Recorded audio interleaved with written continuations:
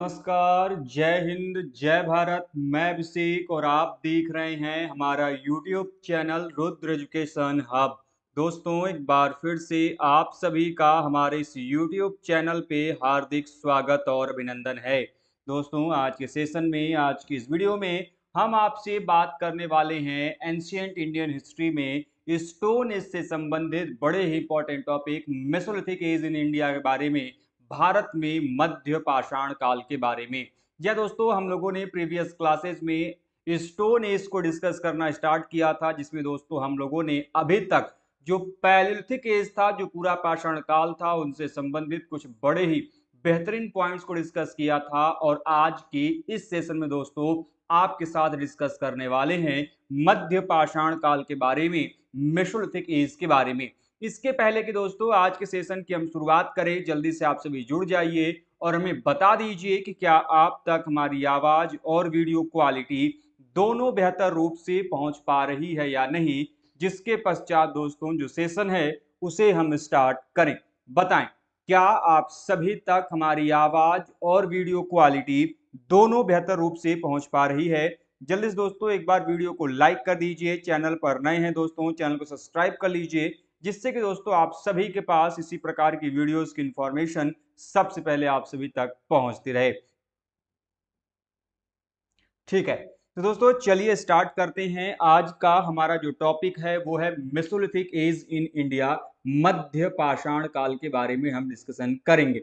सबसे पहले दोस्तों हम आपको ये बता दें कि जब पहली बार जब हम स्टोन एज की बात करते हैं कि हमारे यहाँ पे जो स्टोन एज है उसको जो है कि सबसे पहली बार केवल और केवल दो भागों में क्लासिफाई किया गया था, जिसे हम पैलियोलिथिक, जिसे हम पूरा पाषाण काल, और दूसरा जिसे हम नियोलिथिक के नाम से जानते हैं। और ये जो टर्मिनोलॉजी है, ये जो क्लासिफिकेशन है, ये 1865 में एक व्यक्ति हैं जिनका नाम जॉन लुबॉक है। उनकी ही बुक, जिसका नाम मैंने आप लोगों को पहले भी बताया था, प्री हिस्टोरिक टाइम्स, उनकी बुक में जो है किस शब्द का पहली बार प्रयोग किया गया था। बट पॉइंट ये है कि जिसकी हम बात कर रहे हैं मेसोलिथिक एज की, इसके बारे में जो सर्वप्रथम जानकारी है, सर्वप्रथम जो जानकारी है, यह कहां से प्राप्त हुआ? जो पहली जानकारी है यह 1887 में, 1887 में फ्रांस का एक पुरास्थल था। फ्रांस का एक पुरास्थल था जिसका नाम क्या था?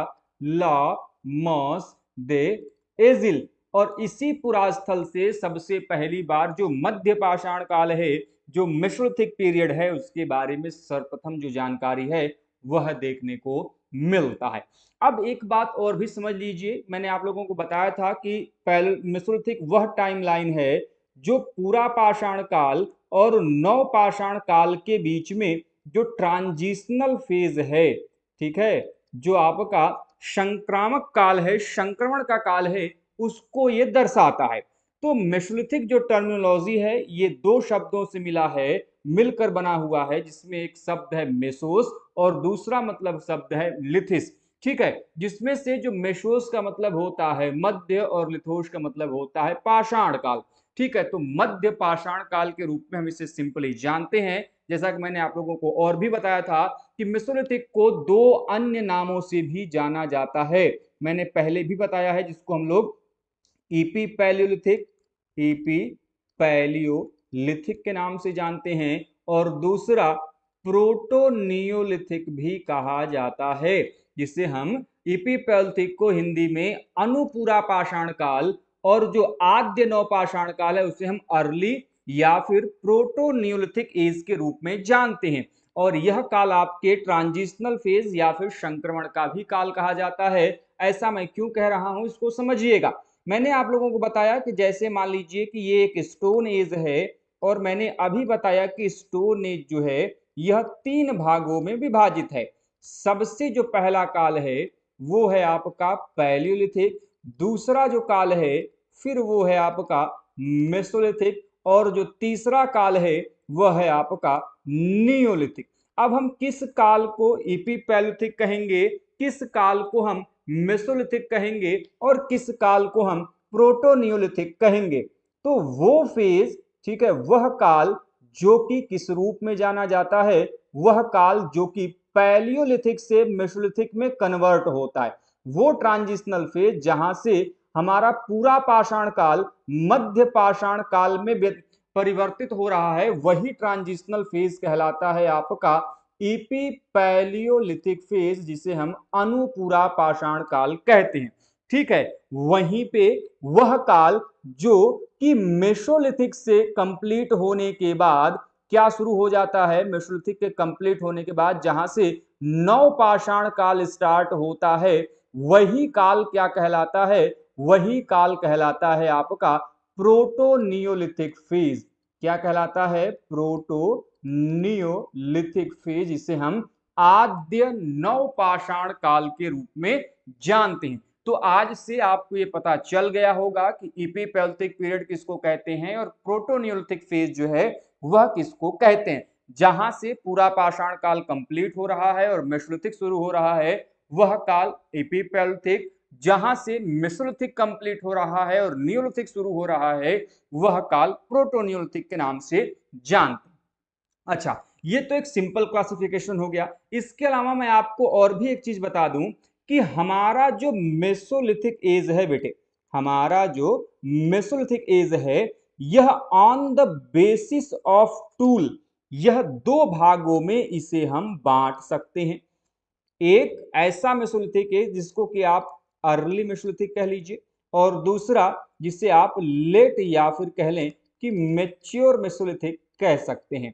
ठीक है, अर्ली मेसोलिथिक में जो टूल्स मिलते हैं वह कैसे हैं, नॉन जियोमेट्रिक हैं। कैसे हैं, नॉन जियोमेट्रिक, या फिर आप इसे जो है कि एसेरेमिक फेज कह सकते हो, अर्थात ऐसा काल जहां पे अज्यामितीय प्रकार के, नॉन जियोमेट्रिक प्रकार के जो माइक्रोलिथ्स हैं, जो लघु पाषाणिक उपकरण हैं, वो प्राप्त होते हैं। और अर्ली फेज में अर्थात प्रारंभिक काल में, मध्य पाषाण काल के दौरान किसी भी प्रकार के जो सेरेमिक एविडेंस है, अर्थात जो मृदभांडीय साक्ष्य है, वो प्राप्त नहीं होता। तो वो फेज कहलाता है एसेरेमिक मेसोलिथिक या फिर नॉन जियोमेट्रिक माइक्रोलिथ्स का टूल कहलाता है। जबकि लेट या फिर मेच्योर फेज में हमें क्या मिलता है, तो यहां से जो है कि हमें जियोमेट्रिक माइक्रोलिथ्स का प्रमाण मिलता है, जियोमेट्रिक जो माइक्रोलिथ्स है उसका प्रमाण मिलता है। साथ ही साथ हमें यहां से जो सेरेमिक्स हैं, जो मृदभांड हैं, उनके भी जो प्रमाण हैं वह हमें देखने को मिलते हैं। तो इन दोनों कालों को ध्यान में रखिएगा। अच्छा, एक चीज मैं आप लोगों को और बता दूं कि इस मेसोलिथिक के दौरान, इस मेसोलिथिक के दौरान जो भी मृदभांडों के साक्ष्य हमें मिलेंगे, वो मृदभांड कैसे होंगे, वो मृदभांड आपके हैंडमेड फॉर्म में होंगे, जिन्हें हम हस्त निर्मित मृदभांड की संज्ञा देते हैं। ठीक है, चलिए अब इसी काल में, जैसे कि आपने देखा कि इस काल में लघु पाषाण उपकरण मिल रहे हैं, इस काल में मृदभांडों का निर्माण शुरू हो रहा है, और इसी काल में जो है कि ह्यूमंस क्या स्टार्ट कर रहे हैं, ह्यूमंस जो है कि वह स्टार्ट कर रहे हैं डोमेस्टिकेशन ऑफ एनिमल। ठीक है, अर्थात जो है इस काल में जो मनुष्य है वह पशुपालन की तरफ आगे बढ़ रहा है। और आदमगढ़ जो कि मध्य प्रदेश में है और बागोर जो कि राजस्थान में है, यह दो ऐसे मध्य पाषाणिक स्थल हैं जो कि पशुपालन के प्राचीनतम साक्ष्य हमें प्रस्तुत करते हैं। ठीक है, इसके अलावा ओडिशा का एक बड़ा ही इंपॉर्टेंट आर्कियोलॉजिकल साइट है जिसको हम लोग लेखामोड़ा केव के नाम से, लेखामोड़ा गुफा के नाम से जानते हैं। और इस गुफा से, इस साइट से हमें मध्य पाषाण से लेके नव पाषाण काल तक का मानव विकास का जो साक्ष्य है कि किस प्रकार से मेसोलिथिक से डेवलप होते होते जो ह्यूमन का एवोल्यूशन है, मानव का जो विकास है, वो नियोलिथिक में पहुंचता है, उसके बारे में जो साक्ष्य है वो उड़ीसा का साइट का नाम याद रखिए, कहां पे लोकेटेड है उसका नाम याद रखिए, कहां से प्राप्त होता है, जो लेखामोड़ा केव है वहां से इसके जो प्रमाण है वो हमें देखने को मिलते हैं। आप सभी भाइयों बहनों से मैं बता देना चाहता हूं पहले ही कि यदि आप सभी आर्कियोलॉजी यूजीसी नेट दिसंबर 2024 की प्रिपरेशन करना चाहते हैं, दोस्तों हमारे चैनल के माध्यम से, जैसा कि आप सभी जानते हैं, आर्कियोलॉजी यूजीसी नेट दिसंबर 2024 का जो नया बैच है वो स्टार्ट हो चुका है। ये दोस्तों आप उसमें जुड़ना चाहते हैं तो हमारे जो चैनल का दिया गया नंबर है, जैसा कि आप स्क्रीन पर दिखाई दे रहा होगा, उस पर कॉल या मैसेज करके जानकारी प्राप्त कर सकते हैं। या फिर दोस्तों हमारा जो ऑफिशियल ऐप है रुद्र एजुकेशन हब, उसे प्ले स्टोर से डाउनलोड कीजिए और वहां पर जो है दोस्तों हमारा ऑफिशियल जो ऐप है उससे उन बैचेस को, मॉक टेस्ट सीरीज को, क्वेश्चन पेपर को, प्रीवियस ईयर क्वेश्चन पेपर्स को, इसके अलावा हमारे जो क्लासेस हैं, नोट्स हैं, इन सभी चीजों को वहां से एक्सेस कर पाएंगे। चलिए दोस्तों आगे बढ़ते हैं। मध्य पाषाण काल की जो शुरुआत है इस वह कब से मानी जाती है? लगभग इसकी जो शुरुआत है 10,000 ईसा पूर्व से मानी जाती है और इस काल के लघु पाषाण उपकरण, जिसको हम लोग क्या बोलते हैं, माइक्रोलिथ्स बोलते हैं, यह सबसे पहले किसके द्वारा खोजा गया था? तो सबसे पहले जो है CAL कार्लाइल के द्वारा जो है कि 1867 में जो विंध्यन रीजन है, विंध्य एरिया का जो क्षेत्र है, विंध्य क्षेत्र है, वहां से इनको खोजा गया था। अच्छा एक चीज मैं आप लोगों को और भी बता दूं कि जो ये मध्य पाषाण काल है, यदि हम इसको भूतात्विक क्रम के अनुसार से रखें, भूतात्विक क्रम में रखें, तो यह किस काल के अंतर्गत आएंगे? बड़ा इंपॉर्टेंट भैया, जो मेसोलिथिक पीरियड है, जैसे आपने जो पैलियोलिथिक पीरियड पढ़ा था बेटे, देखिए इसीलिए मैं जब भी कोई चीजें पढ़ाता हूं तो पीछे से उनको कनेक्ट करते हुए आगे बढ़ता हूं, जिससे कि चीजें आपको थोड़ी सी रिवाइज हो जाएं। जैसे आपने लोअर पैलियोलिथिक पढ़ा, मिडिल पैलियोलिथिक पढ़ा और अपर पैलियोलिथिक पढ़ा था, यही 3 काल हैं आपके पैलियोलिथिक के अंतर्गत। तो जो लोअर पैलियोलिथिक है यह आपके लोअर प्लिस्टोसिन फेज के अंतर्गत आता था, याद होगा, जिसको हम लोग निम्न प्रातिनूतन काल कहते हैं। वैसे ही जो आपका मिडिल पैलियोलिथिक पीरियड था यह मिडिल प्लिस्टोसिन पीरियड के अंतर्गत आता था, जिससे हम मध्य प्रातिनूतन काल कहते हैं। वैसे ही जो अपर पैलियोलिथिक पीरियड है यह अपर प्लिस्टोसिन फेज के अंतर्गत आता था, जिसे हम उच्च प्रातिनूतन काल के अंतर्गत रखते हैं। तो यह जो मध्य पाषाण काल है, यह जो आपका मेसोलिथिक पीरियड है, यह किस काल के अंतर्गत आता है जियोलॉजिकल पॉइंट ऑफ व्यू से? ठीक है, भूतात्विक अनुक्रम में देखें तब। तो यह जो है बेटे, इसको हम होलोसीन काल के अंतर्गत, जिसे हम हिंदी में क्या कहते हैं, नूतन काल कहते हैं, उसके अंतर्गत रखा जाता है। अब एक बात को समझिएगा कि आखिर वो क्या कारण था कि मेसोलिथिक में कुछ बड़ी ही जबरदस्त और नई चीजें हमें देखने को मिलती हैं भारत में। जैसे इस काल में मनुष्य पेंटिंग्स बना रहा है, इस काल में मनुष्यों की जनसंख्या में अचानक से वृद्धि हो रही है, मनुष्य अब धीरे धीरे स्थायी जीवन की तरफ आगे बढ़ रहा है। मतलब कि जब आप देखेंगे कि मेसोलिथिक के अंत होते होते मनुष्य कृषि की शुरुआत कर रहा है, पशुपालन की शुरुआत कर रहा है, मृदभांड इत्यादि बना रहा है। तो इतनी सारी चीजें आखिर जो है कि मध्य पाषाण काल में हमें दिखाई क्यों देती? तो उसका एक आंसर होगा due to the presence of holocene period. नूतन काल के होने की वजह से ये सभी चीजें संभव हो पाई। तो दिमाग में आपके आएगा कि ये नूतन काल आखिर है क्या, क्या कुछ विशेषता है? देखिए, जब तक प्रातिनूतन काल था अर्थात पैलियोलिथिक पीरियड था, तब तक उस समय की जो जलवायु थी वो बहुत ही एक्सट्रीम कंडीशन की थी, विषम परिस्थिति वाली जलवायु थी और उस जलवायु में काफी ज्यादा उतार चढ़ाव था। मतलब कभी मनुष्य जो है वो क्या कर रहे थे, बहुत ज्यादा ठंड पड़ रही थी, कभी बहुत ज्यादा गर्मी पड़ रही थी, कभी बहुत ज्यादा एक्सेस वर्षा हो रही थी। तो मनुष्यों के फेवरेबल कंडीशन नहीं था, मनुष्य के अनुकूल जलवायु नहीं थी, इसीलिए उनकी जो संख्या है पहली बात तो सीमित थी पैलियोलिथिक पीरियड में, और मनुष्य जो है वो गुफाओं कंदराओं में निवास करता था। लेकिन जब मध्य पाषाण काल आता है तो नूतन काल के जलवायु की विशेषता है कि जैसे हमारे वर्तमान जलवायु है हमारे भारत में कि एक फिक्स समय के लिए आपका गर्मी है, फिर जाड़ा है, बरसात है, अलग अलग कंडीशन। तो ह्यूमन के जो फेवरेबल कंडीशन है, वर्तमान समय की जो जलवायु है, यह आपके नूतन काल में दिखाई देती है। तो जैसे ही ह्यूमंस के फेवरेबल कंडीशन आता है, उसके अनुकूल जो जलवायु आती है, तो सिंपल सी बात है कि जब मनुष्य के अनुकूल कोई चीज होगी तो उसमें उसकी पॉपुलेशन बढ़ी। इसी वजह से जब आप देखेंगे कि मध्य पाषाण काल में जो जनसंख्या है ये काफी तेजी से बढ़ती है। अभी तक मनुष्य जो कंदराओं या फिर गुफाओं में निवास कर रहा था, तो जनसंख्या जैसे ही वृद्धि होती है तो लोग खोज के रूप में आगे बढ़ते हैं। तो इस काल में मनुष्य धीरे धीरे गुफाओं कंदराओं से बाहर निकलते हुए जो भारत या फिर उसके जो मैदानी इलाके हैं वहां पर वो जाता है, और उन क्षेत्रों में भी अब हमें जो पुरास्थल हैं वह देखने को मिलने लगते हैं।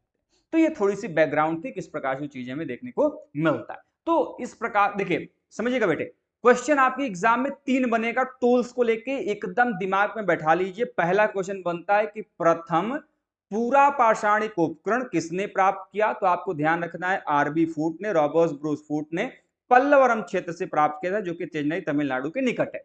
दूसरा कि प्रथम मध्य पाषाणिक जो उपकरण है ये किसने प्राप्त किया था, सीएल कार्लाइल ने जो है कि 1867 में विंध्य क्षेत्र जो है वहां से प्राप्त किया। और तीसरा कि प्रथम नवपाषाणिक जो उपकरण है यह किसने प्राप्त किया, तो यह आपके एमएच कृष्णन के द्वारा जो है प्राप्त किया गया था। कहां से, जो आपका पुरास्थल है कर्नाटक का, जिसको हम लोग लिंग शुगुर पुरास्थल कहते हैं, वहां से इस प्रकार के प्रमाण देखने को मिले थे। तो ऐसे यदि कनेक्ट करके चलेंगे तो चीजें बड़े ही आसानी से और लंबे समय तक जो है आपको याद होते हुए चलेगा। तो जल्दी से एक बार वीडियो को लाइक मार दीजिए, ठोक दीजिए भाई, तो धांसू सर वाला ठोक दीजिए। चलिए अगला क्वेश्चन, अगला पॉइंट, आंध्र प्रदेश का ही एक बड़ा जबरदस्त पुरास्थल है, उसको एकदम रट जाइएगा। आपकी एग्जाम ये क्वेश्चन पुरास्थल से पहली बात तो आता है कि किस काल से संबंधित है, दूसरा आता है कहां पर स्थित है, और यहां से किसके प्रमाण मिले। तो आंध्र प्रदेश का पुरास्थल है जिसका नाम है ज्वालापुरम 9। यहां से जो है कि दक्षिण एशिया के प्राचीनतम माइक्रोलिथिक जो टूल फैक्ट्री है, अर्थात लघु पाषाणिक जो औद्योगिक स्थल है, ठीक है, उसके प्रमाण यहां से देखने को मिलते हैं। अर्थात ये वह पुरास्थल है जहां पे दक्षिण एशियन रीजन में, दक्षिण एशिया के क्षेत्र में प्राचीनतम रूप में जो माइक्रोलिथ्स हैं, जो लघु पाषाणिक उपकरण है, उनका निर्माण यहां पर किया जाता था। ठीक है, अब नाम से ही स्पष्ट है, यदि हम इसको पढ़ें, माइक्रोलिथ्स पढ़ें, या फिर हम इनको यदि हिंदी में भी पढ़ते हैं, जिसको हम क्या बोलते हैं, लघु पाषाण उपकरण, ठीक है, या लघु उपकरण भी कहते हैं। तो लघु मतलब आकार में, माइक्रो मतलब बहुत छोटे, माइक्रो मतलब बहुत छोटा। तो यह उपकरण जो है इस काल के काफी छोटे दिखाई देते हैं, और यदि हम इनकी एवरेज वो निकालते हैं कि कितने बड़े हैं, इनकी लेंथ कितनी है, तो 1 सेंटीमीटर से लेके 5 सेंटीमीटर। तो सिंपल सा कहने का मतलब ये है कि ये जो माइक्रोलिथ्स हैं ये सिंगल यूज में नहीं लाए जाते थे। ठीक है, तब फिर इनका कैसे होता था, इनका यूज जो है एक कंपोजिट टूल के रूप में, ठीक है, एक संयुक्त उपकरण के रूप में जो है किस प्रकार के उपकरणों का प्रयोग किया जाता था। इसीलिए इन उपकरणों को, क्योंकि आकार में बहुत छोटे हैं, 1 सेंटीमीटर से 5 सेंटीमीटर के बीच में इनका आकार है, लेंथ है, लंबाई है, इनको क्या कहा जाता है, माइक्रोलिथ्स कहा जाता है। ठीक है, इसके अलावा लघु पाषाण उपकरणों के प्राचीनतम उदाहरण हमें कहां से मिलते हैं, तो लघु पाषाण जो माइक्रोलिथ्स के प्राचीनतम उदाहरण श्रीलंका का एक गुफा है जिसको हम लोग फाहियन गुफा कहते हैं, वहां से इनके प्रमाण मिलते हैं, और ये आपकी एग्जाम का बड़ा जबरदस्त पॉइंट है।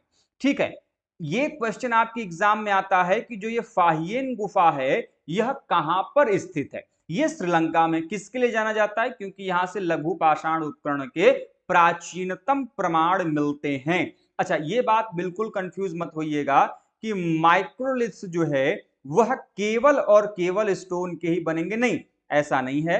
माइक्रोलिथ्स जो है स्टोन के साथ साथ, अर्थात पाषाण के ऊपर तो बनते ही बनते थे, यह बोन्स के ऊपर, हड्डियों के ऊपर भी जो है बनते हुए दिखाई देंगे, जिनकी चर्चा हम आगे करेंगे।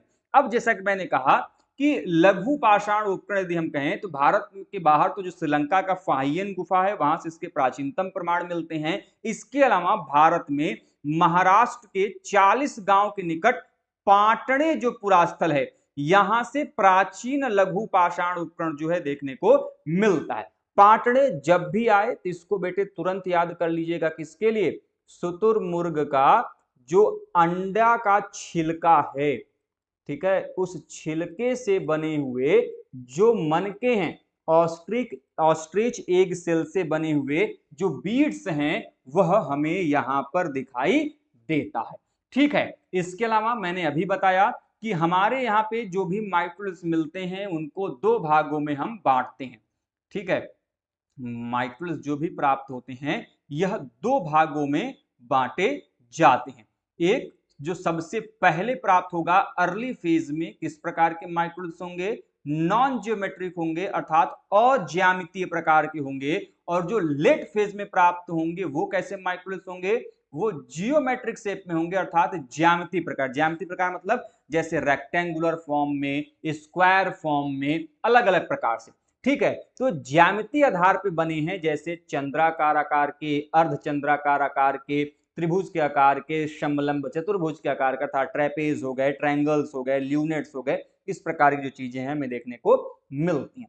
अगला, अभी तक जहां पैलियोलिथिक टाइमलाइन था, पूरा पाषाण काल था, तो वहां पे जो टूल्स बनाए जाते थे और टूल्स के निर्माण में किसका प्रयोग किया जाता था, तो वहां पे टूल्स के निर्माण में हम क्वार्ट्ज का प्रयोग करते थे, या फिर जो क्वार्टजाइट है उसका प्रयोग वहां पे बहुत स्तर में, बहुल स्तर में देखने को मिलता था। लेकिन मध्य पाषाण काल में क्वार्टजाइट का स्थान किसने ले लिया, जो चैल्सीडेनी है उसके द्वारा जो है उस पत्थर का प्रयोग करके इस काल के उपकरणों का जो निर्माण है वह हमें दिखाई देता है।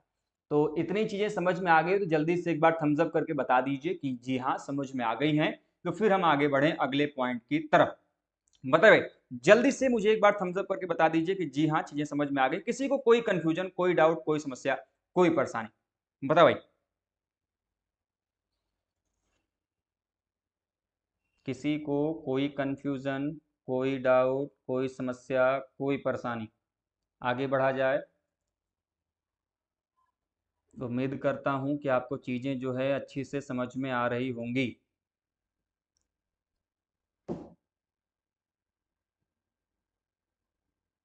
चलिए ठीक है, आगे बढ़ते हैं अगले पॉइंट की तरफ। मध्य पाषाण काल में उपकरणों का निर्माण, जिसमें मैंने बताया चैल्सीडेनी पर किया था, इसके अलावा जैस्पर हो गया, ठीक है, चर्ट हो गया, फ्लिंट हो गया, क्वार्टजाइट हो गया, इनसे भी जो है कि इस काल के उपकरणों का जो निर्माण है वह हमें देखने को मिलता है। जैसे मैंने आप लोगों को बताया भी कि इस काल में जो सबसे ज्यादा उपकरण हैं वह किससे बने हुए हैं, चैल्सीडेनी बने हुए हैं। तो चैल्सीडेनी किस प्रकार के उपकरणों के जो प्रमाण है वह हमें अलग अलग पुरास्थलों, जैसे बागोर हो गया, चौपानी मांडू हो गया, सराय नाहर राय हो गया, महदहा हो गया, इन सभी पुरास्थलों से इस प्रकार के जो उपकरण हैं जिनका निर्माण चैल्सीडेनी से किया गया है वह देखने को मिलता था। अब पॉइंट ये कि ये चैल्सीडेनी पाते कहां से थे, तो जो बागोर के लोग थे वह इसको जो है कि जो दक्कन ट्रैप का एरिया है वहां से ये चैल्सीडेनी को प्राप्त करते थे, और ऐसा माना जाता है कि इसके लिए जो है कि वो ग्रुप बनाकर वो एक स्थान से दूसरे स्थान पर ट्रेवल करते थे, और जो आपकी चैल्सीडेनी है उसको प्राप्त करते थे, फिर लाकर जो है कि उससे जो है कि वो उन उपकरणों का जो निर्माण है वह किया करते थे। ठीक है, इसी काल में हमें बो एंड एरो का भी प्रमाण मिलता है, अर्थात हड्डियों के बने हुए धनुष बाण की जो प्रमाण है, यदि आप देखेंगे तो पता चलेगा कि इस काल में हमें बो एंड एरो का भी जो प्रमाण है वह देखने को मिलता है। इसके अलावा इसी काल में जो लकड़ी के डोंगी है, ठीक है, इसके भी सर्वप्रथम निर्माण का जो श्रेय है यह मध्य पाषाण काल को दिया जाता है, और यह आपकी एग्जाम का बड़ा जबरदस्त क्वेश्चन है। इसी काल में भारत में मानव अस्थि पंजर सर्वप्रथम जो है हमें इसी काल में देखने को मिलते हैं, अर्थात जो हम ह्यूमन स्केलेटन की बात करते हैं, मानव कंकाल की बात करते हैं, उनका संबंध जो है वह इसी काल में मध्य पाषाण काल के संदर्भ में दिखाई देता है। ठीक है, जैसे आप पढ़ेंगे खासकर तो आगे इसकी चर्चा हम करेंगे। ठीक है, इसी काल में जो है कि शवों को दफनाने की जो प्रथा है तथा उनके लिए कब्र निर्माण की जो प्रथा है भारत में, हमें इस काल में मध्य पाषाण काल के दौरान जो है दिखाई देती है। ठीक है, इसके अलावा किस क्षेत्रों में इस प्रकार के जो आपके मेसोलिथिक पीरियड है उनका क्षेत्र दिखाई देता है, तो सबसे पहले हम बात करेंगे पश्चिमी क्षेत्र में। ठीक है, तो पश्चिमी क्षेत्र में मध्य प्रदेश में जो मध्य पाषाणिक स्थल पुतली करार स्थित है, इसका उत्खनन जो कि किसके द्वारा किया गया, जैरोम जैक्सन के द्वारा जो है इसका उत्खनन जो है वो हमें देखने को मिलता है। ठीक है, इसके अलावा वहीं पर राजस्थान में बात करते हैं तो पंचप्रदा घाटी, लेशुआ, बागोर, तिलवाड़ा, सुजात, जाडन, कनवाट, ठीक है, धनेड़ी, ये सभी आपके राजस्थान में स्थित मेसोलिथिक साइट के रूप में जाने जाते हैं। नाम याद कर लीजिए, रट मारिए कैसे भी, लेकिन इंपॉर्टेंट है, आपको ध्यान में रखना होगा। ये जो पुतली करार है ये बहुत इंपॉर्टेंट है, आपकी एग्जाम में आता ही है ये क्वेश्चन, इसको ध्यान में रखिएगा। अभी हाल ही फिलहाल में जो बच्चे नेट का एग्जाम देके आए होंगे उनसे शायद ये क्वेश्चन पूछा भी गया था। ठीक है, अब हम जो बात करने वाले हैं जिस पुरास्थल की, वह पुरास्थल है आपका बागोर। ठीक है, बागोर जो पुरास्थल है उसको हम डिस्कस करेंगे आज। जो है कि हम आपसे जो लंघनाज पुरास्थल है वहां तक डिस्कस करेंगे, फिर जब हम नेक्स्ट क्लास आगे बढ़ेंगे तो जो दक्षिण क्षेत्र में स्थित मध्य पाषाणिक पुरास्थल है उनको हम आपसे डिस्कस करेंगे। ठीक है, चलिए तो जल्दी से एक बार वीडियो को लाइक मार दीजिएगा। क्वेश्चन पॉइंट ये है कि बागोर जो है ये कहाँ पर स्थित है, तो बागोर बनास नदी की ही सहायक नदी है जिसका नाम क्या है, कोठारी नदी। देखो बेटे ध्यान रखना, मैक्सिमम आपके एग्जाम में जो है कि वह बनास नदी ही आएगा। यदि मान लीजिए कि आपके एग्जाम में बनास नदी भी ऑप्शन में रहे और कोठारी नदी भी ऑप्शन में रहे, तब आप कोठारी नदी लगाएंगे क्योंकि वो नियरेस्ट ऑप्शन हो जाएगा आपके एग्जाम का। ठीक है, लेकिन आपके मैक्सिमम पॉइंट जो है कि वहां पे बनास नदी ऑप्शन में देखने को मिलता है। अब बागोर को जो है कि स्थानीय तौर पे जो बागोर के टिले हैं वहां के लोगों के द्वारा जो है स्थानीय तौर पे उन्हें महासती कहा जाता है। और ये बड़ी कई बार आपके एग्जाम में जो क्वेश्चन है वो पूछा जाता है कि निम्नलिखित में से किस पुरास्थल को स्थानीय तौर पे स्थानीय भाषा में महासती कहते हैं। तो जो बागोर पुरास्थल है उनके जो टिले हैं उनको स्थानीय तौर पे महासती कहा जाता है। और इस बागोर पुरास्थल का जो उत्खनन है वो वीएन मिश्रा, जिनका संबंध किससे है, जिनका संबंध दक्कन कॉलेज पुणे से है। किससे भैया, दक्कन कॉलेज पुणे से है। ठीक है, वीरेंद्र नाथ मिश्रा इनका पूरा नाम है। इन्होंने तथा जर्मनी के एक आर्कियोलॉजिस्ट हैं जिनका नाम एल.एस. लेस्निक है। इन्होंने जो है इस पुरास्थल को खोजा और बाद में जो है कि 1971 में वीएन मिश्रा के ही निर्देशन में इस पुरास्थल का जो उत्खनन है, जो एक्सकवेशन है, वह भी यहाँ पर देखने को मिलता है। ठीक है, इसके अलावा यदि हम बात करते हैं कि ये बागोर पुरास्थल क्या कुछ कारणों से विशेष माना जाता है, जो बागोर पुरास्थल है ये भारत का सबसे बड़ा मध्य पाषाणिक स्थल के रूप में जाना जाता है। इसके अलावा यहीं से जो है कि हमें पशुपालन के जो प्राचीनतम साक्ष्य हैं वह भी देखने को मिलता है। आपने आदमगढ़ भी पढ़ा होगा और एक आपका बागोर है जहां से भी हमें जो पशुपालन का जो प्रमाण है वह देखने को मिलता है। इसके अलावा यहां से हमें मध्य पाषाण काल, देखिए दो चीजें हैं, एक बागोर फर्स्ट है, बागोर सेकेंड है। बागोर जो फर्स्ट है वह आपके अलग अलग कालों के बारे में बताता है। तो जो बागोर फर्स्ट यहाँ से मध्य पाषाण काल, ताम्ररेम युग एवं लौह युग, बागोर थर्ड का जो साक्ष्य है वो प्राप्त होता है। ठीक है, बागोर, हालांकि ये सेकेंड होना चाहिए, यहाँ पे बागोर फर्स्ट नहीं होना चाहिए, बागोर सेकेंड होना चाहिए। ठीक है, बागोर सेकेंड जो है ये मध्य पाषाण काल को जो है कि रिप्रेजेंट करता है। ठीक है, बागोर जो आपका फर्स्ट है वो आपके उच्च पूरा पाषाण काल जो है उसको रिप्रेजेंट करता है। तो बागोर सबसे विधिवत रूप से उत्खनित एवं प्रतिवेदित मध्य पूरा पाषाण कालीन आपके जो पुरास्थल है वो हमें देखने को मिलता है। यहाँ से हमें चैल्सिडेनी के जो आपके औजार या फिर कसाई खाना है उसके भी प्रमाण मिले, ये बड़ा इंपॉर्टेंट है। स्लॉटरिंग हाउस का जो प्रमाण है, अर्थात जिसको हम लोग बूचड़ खाना या फिर कसाई खाना कहते हैं, इसके भी प्रमाण यहाँ से देखने को मिलते हैं। तो बागोर से जो भी हमें माइक्रोलिथ मिले हैं उनका निर्माण मुख्यतः किससे किया जाता था, तो बागोर से निर्मित जो मृदभांड से जो आपके प्रमाण मिले हैं सूक्ष्म उपकरण, उनका निर्माण जो है हमें क्वार्ट्ज पर, किस पे, क्वार्ट्ज पर जो है वह देखने को मिलता है। इसके बाद चर्ट का जो प्रयोग है वह भी हमें देखने को मिलता है और चैल्सिडेनी जो है उनका भी प्रयोग इन काल के उपकरणों को बनाने के लिए मिला हुआ है। ये पॉइंट बड़ा इंपॉर्टेंट है कि बागोर से जो है हमें कि 4 मानव कंकालों के जो प्रमाण हैं वह हमें यहाँ से देखने को मिलते हैं। 4 ह्यूमन स्केलेटन जो हैं यहाँ से मिलते हैं और उन्हीं में से एक मानव कंकाल ऐसा है जिसके गले में 36 गुरियों वाला, 36 बीड्स वाला जो नेकलेस है, जो माला है, वह हमें वहां पर दिखाई देता है। और ये पॉइंट आपके लिए बड़ा इंपॉर्टेंट है। अब जो मैं पॉइंट बताने जा रहा हूं उसको ध्यान से समझिएगा। यहीं पे जो एक कंकाल है उसके गले में मध्य युग का, मिडेवल पीरियड का जो है कि मुस्लिम शासक जो है उसका एक सिक्का चिपका हुआ मिला है। देखिए भाई समझने का प्रयास कीजिएगा, है ये किस काल का, मध्य पाषाण काल का। मिल किसका सिक्का रहा है, मध्य युग का, मिडेवल पीरियड का, वो भी मुस्लिम शासक का। सोचिए कितने हजारों साल का डिफरेंस है।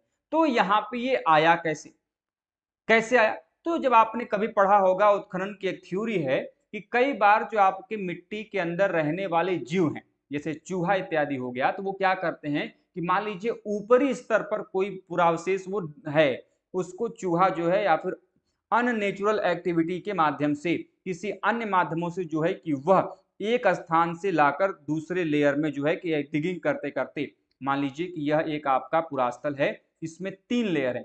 यह मान लीजिए कि आपका मध्यकाल है, यह आपका आयरन एज है और यह मेसोलिथिक। यहाँ पे वो सिक्का रहा होगा। चूहे ने इस सिक्के को जो है कि खोद खोद के क्या कर दिया, यहाँ पे ला दिया और यहाँ पर जो है उसको एक ह्यूमन स्केलेटन मिला और वो ले जाकर यहाँ पे इसको छोड़ दिया। तो इसका मतलब ये नहीं है कि ये जो सिक्का अब उत्खनन के दौरान यहाँ से मिला था वो सिक्का मेसोलिथिक पीरियड का नहीं हो जाएगा, वो सिक्का जहाँ पे था उसी का हो जाएगा। इससे आर्कियोलॉजिस्ट अनुमान लगाते हैं कि नहीं, ये किसी अननेचुरल एक्टिविटी की वजह से जो है कि यहाँ पर आया रहा होगा। लेकिन पॉइंट ये है कि बागोर से इस प्रकार की मुस्लिम शासक का जो सिक्का है वो हमें देखने को मिलता है। ठीक है, इसके अलावा एक ह्यूमन स्केलेटन ऐसा है जो कि 17 से 19 वर्ष की आयु वाली एक महिला का कंकाल है, तथा एक ऐसे भी है जिसमें कि 40 से 42 साल की एक जो महिला है उसके भी प्रमाण यहाँ से मानव कंकाल जो है देखने को मिलता है। इसके अलावा इनके जो घर हैं उनको फर्श बनाने के लिए पत्थरों का प्रयोग किया था और घास फूस से बने हुए जो आपके वातारोधी पर्दे के साक्ष्य हैं वो भी बागोर से हमें देखने को मिलते हैं। मतलब कि इनके जो घर होते थे एक प्रकार के झोपड़ी में ये निवास करते थे और इनके जो घरों के जो फर्श होते थे उनका निर्माण पत्थरों से देखने को मिलता है। और ये जो झोपड़ियां हैं वह किसकी बनी होती थी, घास फूस इत्यादि की बनी होती थी। ठीक है, बागोर में अधिकांश गुड़िया पत्थर की तथा कुछ हड्डी की बनी हुई दिखाई देती हैं। जैसा कि मैंने आप लोगों को बताया कि जो बीड्स हैं, जो आपके मध्य पाषाण काल है, इसमें जो चीजें हैं वो आपके स्टोन की भी मिलती हैं और साथ ही साथ इनका जो निर्माण है वह बोन से भी दिखाई देता है। अर्थात दोनों प्रकार की जो चीजें हैं बागोर से देखने को मिलती हैं। यहां से हमें मिश्रित औजारों अर्थात कंपोजिट टूल्स का भी प्रमाण मिलता है। इसके अलावा यहां से हमें 5 ताम्र उपकरणों के भी प्रमाण मिले, बहुत इंपॉर्टेंट। कॉपर का बना हुआ जो टूल है, ठीक है, वह भी हमें यहां से मिला हुआ है। जैसे मैंने आप लोगों को बताया कि यहां से 3 फेज है, जैसे आपका बागोर फर्स्ट है, वैसे ही आपका बागोर सेकेंड है और वैसे ही आपका बागोर थर्ड है। तो जो बागोर फर्स्ट था ये अपर पैलियोलिथिक का था, बागोर सेकेंड आपका मेसोलिथिक का था और बागोर थर्ड जो है आपके ताम्र पाषाण काल को, चालकोलिथिक पीरियड को दर्शाता है। तो ये जो बागोर थर्ड है उसी फेज से जो है कि हमें 5 ताम्र उपकरण के जो प्रमाण है जो आपके कॉपर टूल्स हैं उसमें मिलते हैं, जिसमें आपका एक क्या है, भाला है, हार्पून टाइप जो चीजें हैं वो मिलता है, इसके अलावा एरो मिलता है और साथ ही साथ आपका जो आपका रॉड है उसके प्रमाण जो आपका कॉपर का रॉड है वो मिलता है। ठीक है, इसके अलावा जैसे मैंने आप लोगों को बताया ही कि यहाँ से घास फूस की जो झोपड़ियां हैं उनके प्रमाण मिले हैं, सील लोढ़े के प्रमाण मिले हैं, गदा शीर्ष जो है मूलर एंड मेस जिसको कहते हैं उसके प्रमाण मिले हुए हैं। ठीक है, साथ ही साथ लोमड़ी, गिरगिट इत्यादि के जो प्रमाण है वह हमें यहाँ पर देखने को मिलता है।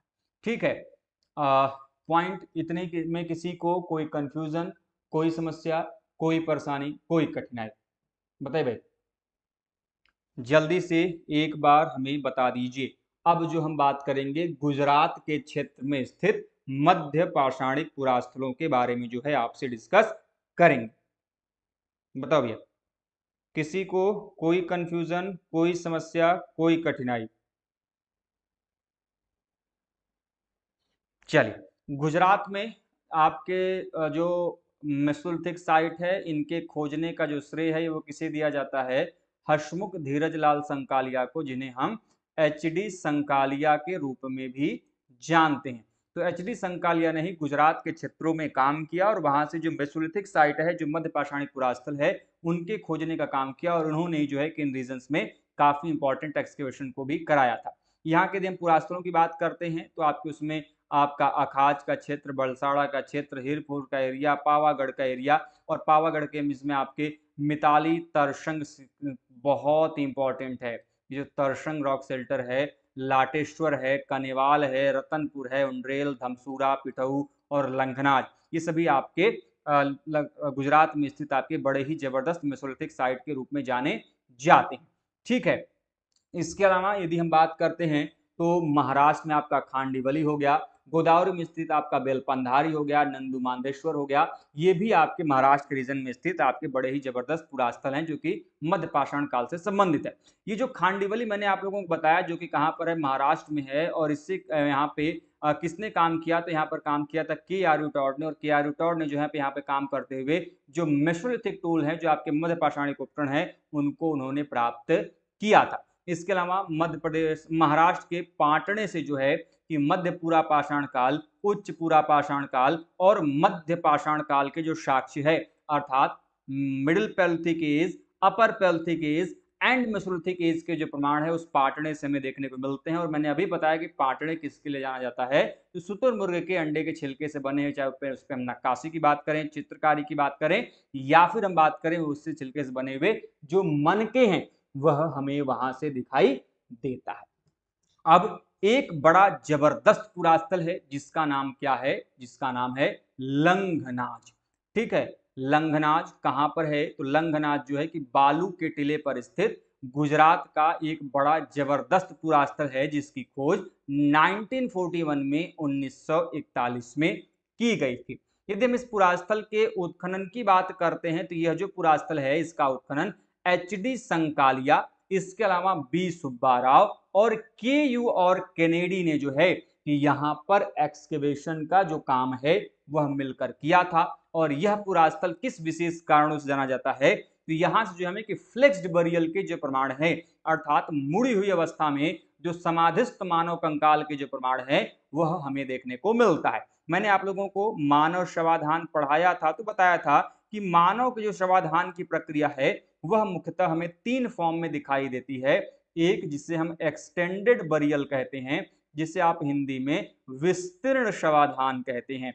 ठीक है, दूसरा है आपका फ्लेक्स्ड बरियल जिसे आप मुड़े हुए शवाधान के रूप में जानते हैं, और तीसरा है आपका अर्न बरियल या फिर जिसे आप पॉट बरियल के रूप में जानते हैं।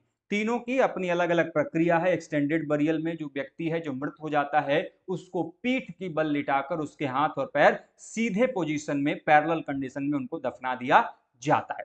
ठीक है, वहीं पे फ्लेक्स बरियल में उनके हाथ पांवों को मोड़कर उनको एक तरफ लिटाकर जो है उनको क्या कर दिया जाता है, दफना दिया जाता है। और जो अर्न या फिर पॉट बरियल से हम लोग कलश समाधान कहते हैं, यह समाधान की प्रक्रिया मैक्सिमम तब अपनाई जाती थी जब किसी छोटे बच्चे का मृत्यु हो जाता था, तो उसको जो है कि एक पॉट में एक कलश में भरकर फिर जो है उसको दफनाया जाता था। ठीक है, इसको भी हम पॉट बरियल या फिर ऑन बरियल के रूप में जानते हैं। या फिर कई बार क्या कहता था कि जो मनुष्य मरते थे उनको खुले में छोड़ दिया जाता था और उनके जो पशु पक्षियों को खाने के बाद जो हड्डी इत्यादि बचती थी उसको एक पॉट के में भरकर फिर उनको दफनाते थे। इसकी भी प्रक्रिया हमें देखने को मिलती है। बाकी आप सभी जानते ही हैं कि मानव शवाधान का जो प्रारंभ है ये किस मनुष्य ने किया था, तो निएंडरथल मानव जो है जिसने जो है कि मानव शवाधान की प्रक्रिया सबसे पहली बार अपनाई थी, वो भी मुस्टेरियन संस्कृति मध्य पूर्व पाषाण काल के अंतर्गत इस प्रकार के जो प्रमाण है वो देखने को मिलता है। अब ये जो लंघनाज पुरास्थल है यहाँ से किस प्रकार के हमें प्रमाण मिले उत्खनन के दौरान, तो लंघनाज का जब उत्खनन किया गया जो कि गुजरात का एक बड़ा जबरदस्त पुरास्थल है जो कि बालू के टीले पर स्थित है, तो यहाँ से हमें 14 मानव कंकालों के प्रमाण मिले। और साथ ही साथ जो है कि वहां से हमें तांबे का एक जो चाकू है, कॉपर का जो एक नाइफ है, उसका प्रमाण हमें देखने को मिलता है। इसके अलावा यहाँ पे लोहे के बाण के प्रमाण मिलते हैं, पत्थरों की बनी हुई जो बीड्स हैं उसके प्रमाण मिलते हैं, सील का प्रमाण मिलता है। यहीं से जितने भी उपकरण प्राप्त होते हैं, यदि हम उन टूल्स को देखें, इनको एनालाइज करें तो पता चलता है कि जो टूल्स हैं उनमें सबसे अधिक संख्या किस प्रकार के टूल्स की है, तो उनमें सबसे अधिक संख्या आपके जो फ्लेक टूल्स हैं अर्थात जो फलक प्रकार के उपकरण हैं इनमें सर्वाधिक संख्या दिखाई देता है।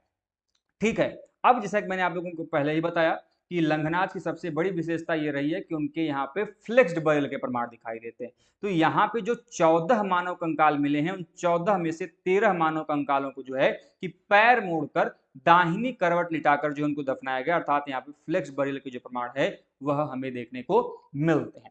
ठीक है, इंपॉर्टेंट है, उनको ध्यान में रखिएगा। यहाँ के बाकी मानवों को देखेंगे तो बहुत अधिक इनकी लंबाई नहीं थी, इनकी हाइट बहुत ज्यादा नहीं थी, सामान्य जो आपकी एवरेज जो हाइट है वो देखने को मिलता है। इसके अलावा यहाँ पे कंकालों में जो दंत क्षय के जो प्रमाण है वह हमें देखने को मिलता है। ठीक है, साथ ही साथ यदि हम इनके ह्यूमन स्कल को देखते हैं, मानव कंकालों को देखते हैं, तो कई बार इनके जो स्कल हैं वो ब्रेक पोजीशन में अर्थात टूटे हुए पोजीशन में जो है दिखाई देते हैं, जिसके आधार पर जो हिस्टोरियंस है, जो आर्कियोलॉजिस्ट हैं, उनका ये अपना एज्यूमेशन इमेजिनेशन है कि लंघनाज के मध्य पाषाणिक लोग जो है वो नरभक्षी रहे होंगे। और यह मानना है आपका किसका, KUR केनेडी का, जिन्होंने जो है कि नहीं भक्षी थे। ठीक है, अब लेकिन जिसको कि बाद में KUR केनेडी ने जो है इसको पॉइंट को क्या कर दिया, पूरी तरीके से रिजेक्ट कर दिया अपने थ्योरी के द्वारा। तो इस चीज को भी बड़ा इंपॉर्टेंट है, ध्यान में रखिएगा। ठीक है, तो लंघनाज से प्राप्त जितने भी मानव कंकाल थे उनकी प्रजाति क्या थी, उनकी नस्ल क्या थी, ये एक थोड़ा सा आपका डिबेट का विषय है। इसको लेके लोगों के बीच में अलग अलग थोड़ा मतभेद है। जैसे आप सिंधु घाटी सभ्यता पढ़ेंगे तो वहां पे आप देखेंगे कि मेडिटेरियन सी से संबंधित जो आपकी प्रजाति है वो आपको दिखाई देगी, अल्पाइन दिखाई देंगे, मंगोलियंस दिखाई देंगे। तो इस प्रकार की जो चीजें हैं वह आपको दिखाई देता है। तो वैसे ही जो आपके मध्य पाषाण काल के लोग जो लंघनाज में निवास करते थे वह उनका संबंध किस प्रजाति से था। तो कुछ जो पुरातत्वविद हैं इनको निग्रो प्रजाति संबंधित मानते हैं, कुछ मध्य सागरी भूमध्य सागरी से मानते हैं, कुछ श्रीलंका की विद्या प्रजाति से मानते हैं, तो कुछ ऐसे जो कि अफ्रीका की जो हेमिटिक प्रजाति थी उनसे जो है किनका संबंध मानते हैं। हालांकि अभी भी ये क्या है, एक विवाद का विषय माना जाता है।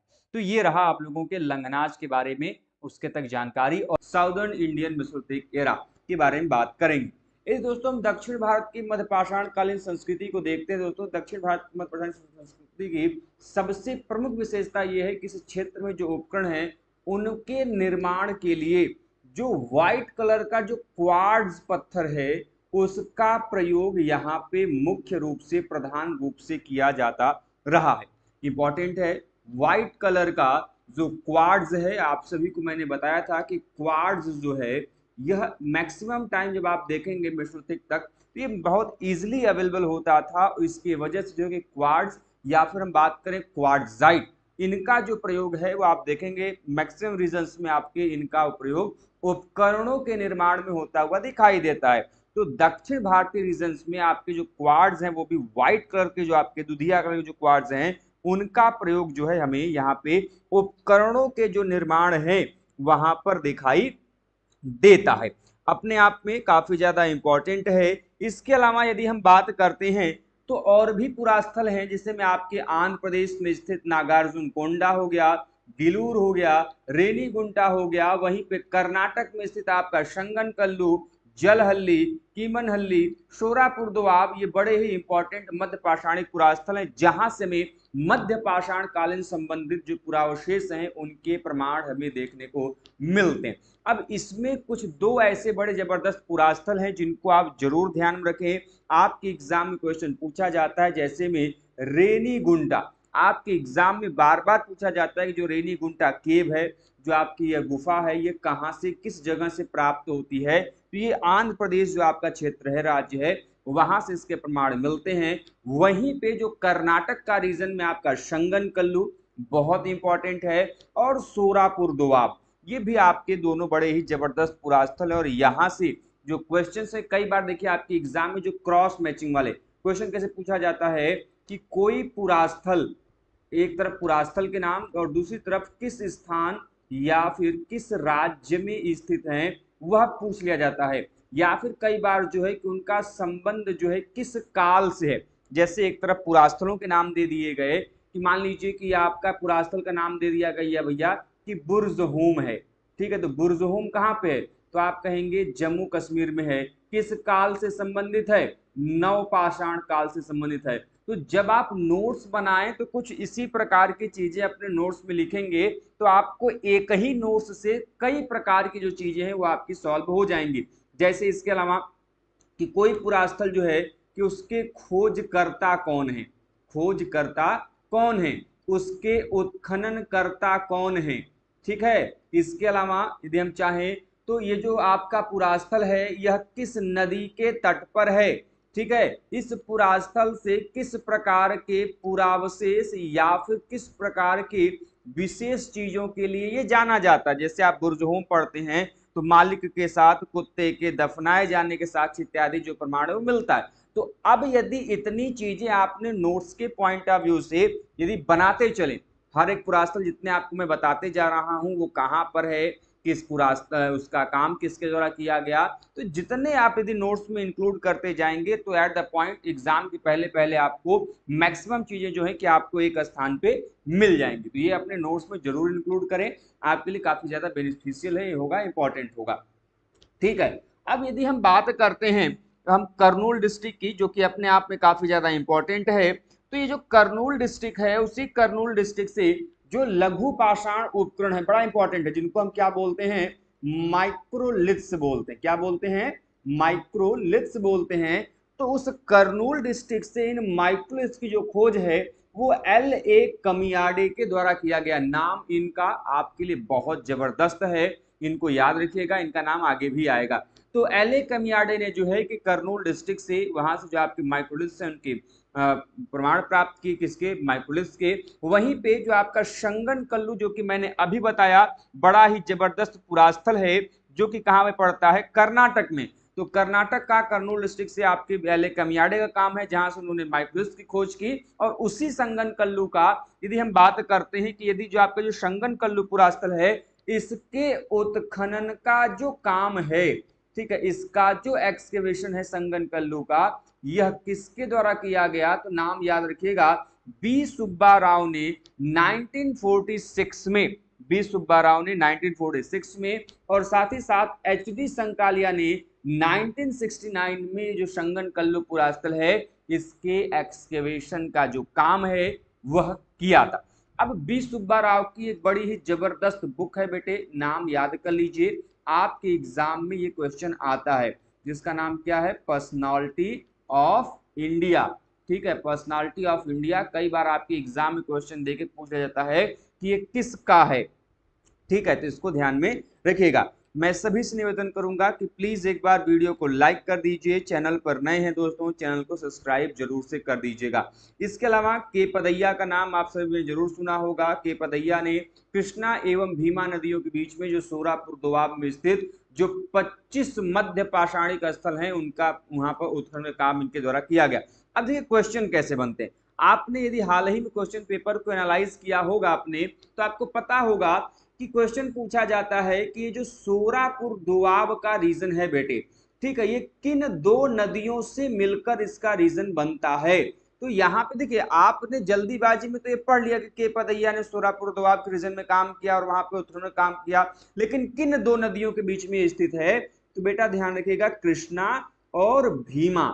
ठीक है, कृष्णा और भीमा नदियों से मिलकर जो है कि आपका सोरापुर दोआब रीजन बनता है। और वहीं पर आपके जो मध्य पाषाणिक पुरास्थल थे वहां पे उत्खनन काम किसने किया, तो नाम ध्यान रखना है, वहां पर काम किया था आपके के पदैया ने। और के पदैया ने इस रीजन से जब यहाँ पे उत्खनन किया तो 10,000 से अधिक जो लघु पाषाणिक उपकरण है उनका अध्ययन जो है इनके द्वारा यहाँ पर किया गया था। ठीक है, इसके अलावा तमिलनाडु की बात करते हैं तो तमिलनाडु से आपके जो पुरास्थल प्राप्त होते हैं उनको वहां पे टेरी कहा गया है, और ये टेरी आपके इन पुरास्थलों को मध्य पाषाण काल का हम मानते हैं। ये भी पुरास्थल काफी इंपॉर्टेंट है। और केरल के आपके जो पुरास्थल हैं वहां से भी हमें जो है कि मध्य पाषाण कालीन जो उपकरण हैं वो मिलते हैं। अब एक बात को समझिएगा कि जब हम पूरा पाषाण काल पढ़ रहे थे, पूरा पाषाण काल पढ़ रहे थे, तो पूरा पाषाण काल के दौरान आपने दो ऐसे रीजन देखे जहां से हमें जो पूरा पाषाण काल संबंधित जो अवशेष है वो नहीं मिल रहा था। पहला गंगा घाटी का क्षेत्र, जो गंगा वैली का क्षेत्र था वहां से इसके प्रमाण नहीं मिल रहे थे स्पष्ट। और दूसरा दक्षिण भारत में केरल का क्षेत्र था जहां से हमें इस प्रकार के प्रमाण नहीं मिल रहे थे, क्योंकि मैंने बताया था कि ऐसे रीजन है जहां पे जो जल प्रवाह है मिट्टियों का वहां पे स्थापित किया जाता था नदियों के द्वारा, जिसकी वजह से जो आपके पुरावशेष है वो देखने को नहीं मिलते। मैंने पढ़ाया था इसके बारे में। अब लेकिन आप देख रहे हैं कि दक्षिण भारतीय क्षेत्र जो केरल है मध्य पाषाण काल के संदर्भ में इसके प्रमाण मिलते हैं, और इवन गंगा घाटी का जो क्षेत्र है वहां से ही मध्य पाषाण कालीन जो प्रमाण है वो देखने को मिलते हैं।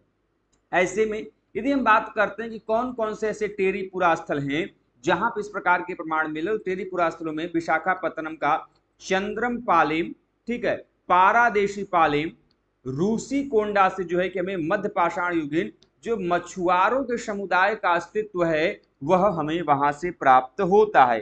पुरास्थलों के नाम जरूर ध्यान में रखें। विशाखापट्टनम के पास में चंद्रपालेम है, पारादेशी पालेम है, रूसी कोंडा है, और ये ऐसे मध्यपाषाण युगीन पुरास्थल हैं जहां समेत जो फिशर्स हैं, जो आपके मछुआरे हैं, उनके समुदायों के अस्तित्व का जो प्रमाण है वो हमें वहां से दिखाई देता है। इसके अलावा ज्वालापुरम 9, कई बार आपके एग्जाम में ये ज्वालापुरम 9 से क्वेश्चंस रिपीट किए जाते हैं कि ये किस काल से संबंधित है और कहां पर स्थित है। तो ये जो ज्वालापुरम 9 पुरास्थल है ये आंध्र प्रदेश के कुर्नूल जिले में स्थित जो जुरेक नदी है, किस नदी पे, जुरेक नदी के तट पर स्थित एक बड़ा ही जबरदस्त मध्य पाषाणिक पुरास्थल है।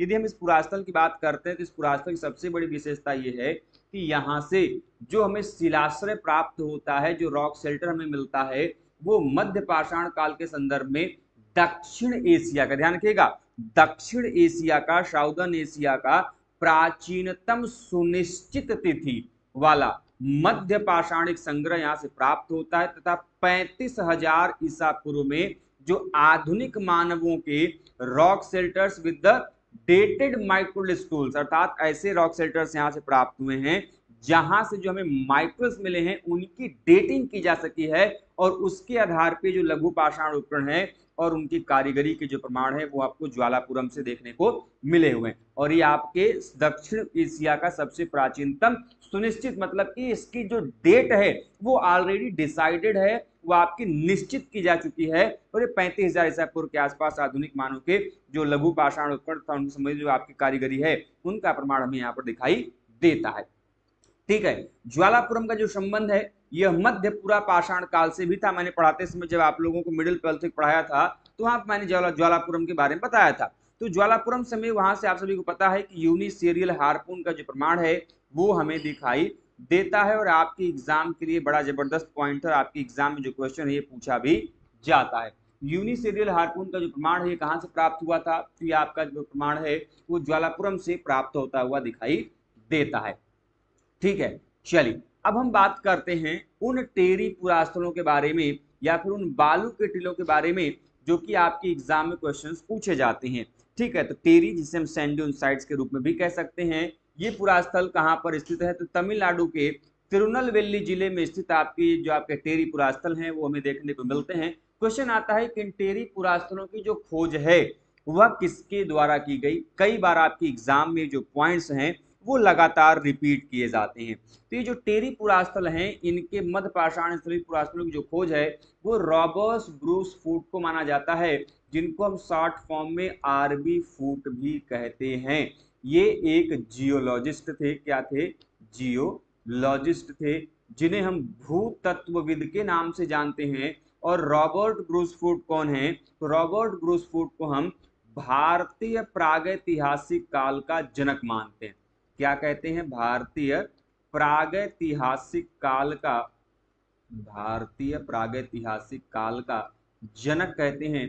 Father of Indian pre history कहा जाता है, क्योंकि मैंने आप लोगों को बताया था कि आरबी फूट ने जो है कि 1863, कब, तो 13 मई 1863 को जो है इन्होंने जो पल्लवरम पुरास्थल है जो कि तमिलनाडु के निकट ही है, यहां से प्रथम पूरा पाषाणिक उपकरण, प्रथम पूरा पाषाणिक जो उपकरण है उसको इन्होंने यहां से प्राप्त किया था। और वह उपकरण क्या था, वह उपकरण था जिसका नाम था उपकरण का क्लीवर। ठीक है, बाकी तो आरबी फूट ने यहाँ पर वो काम किया। इसके अलावा और भी अलग अलग लोग हैं जिन्होंने इस प्रकार के टेरी पुरास्थलों पे काम किया, जिसमें आपका नाम लिया जाता है अल्चिन महोदय का। अल्चिन ने जो है कि 11 टेरी पुरास्थलों पर सर्वेक्षण का काम किया। यदि मैं उन पुरास्थलों की चर्चा करूं, उनके नामों का उल्लेख करूं, तो उसमें आपका नाम कट्टमपल्ली, कुथनकुली, कुलत्तूर, पट्टन तरुवई, शनगुड़ी, नाजरेथ, मनाडू, कैमेली, कटलनकुलम, मेघनानपुरम, ये बड़ा इंपॉर्टेंट है, मेघनानपुरम एंड सवायारपुरम, ये सभी ऐसे पुरास्थल हैं जो कि टेरी साइट हैं और इनकी जो आपके प्रमाण हैं इन पर काम किसके द्वारा किया गया, तो इन पे काम किया गया है आपके किसके, जो अल्चिन महोदय हैं उन्होंने जो है कि यहाँ पर कार्य जो है किया है। ठीक है, चलिए आगे चलते हैं अगले पॉइंट की तरफ। अगला पॉइंट है कि जो कुलत्तूर मैंने अभी बताया, इस कुलत्तूर से जो चांद्रिक, चांद्रिक क्या है, अब आपके पॉइंट्स में आ रहा होगा चांद्रिक क्या भी है। चांद्रिक एक जो है कि माइक्रोलिथ का एक प्रकार है, अर्थात यह एक प्रकार का लघु पाषाणिक उपकरण है जिसका जो आकार है वो चंद्रमा के आकार का होता था, जिसकी वजह से इसका जो नाम है वो चांद्रिक पड़ा। ठीक है, तो कुलत्तूर से चांद्रिक जो है सर्वाधिक संख्या में तो मिलते ही हैं, साथ में यहाँ से जो त्रिभुजाकार ज्यामितीय उपकरण हैं इनके भी प्रमाण मिलते हैं। अब यहाँ पे थोड़ा सा आपको समझना होगा। समझना ये होगा कि मैंने पढ़ाते समय बताया था शुरुआत में ही कि बेटे जो माइक्रोलिथ होता है ये दो प्रकार के होते हैं। एक नॉन जियोमेट्रिक होता है जिसको हम क्या बोलते हैं, जिसको हम अज्यामितीय प्रकार के उपकरण बोलते हैं, और दूसरा होता है जियोमेट्रिक जिसे हम ज्यामितीय प्रकार के उपकरण बोलते हैं। अब जो नॉन जियोमेट्रिक होता है इसमें किसी भी प्रकार के जो ज्यामितीय उपकरण जैसे त्रिभुज के आकार का, वर्ग के आकार का, आयत के आकार का, इस प्रकार के उपकरण आपको नहीं मिलेंगे इसमें। और ये नॉन जियोमेट्रिक जो होता है ये अर्ली मेसोलिथिक फेज में अर्थात प्रारंभिक मध्य पाषाण काल में दिखाई देते हैं।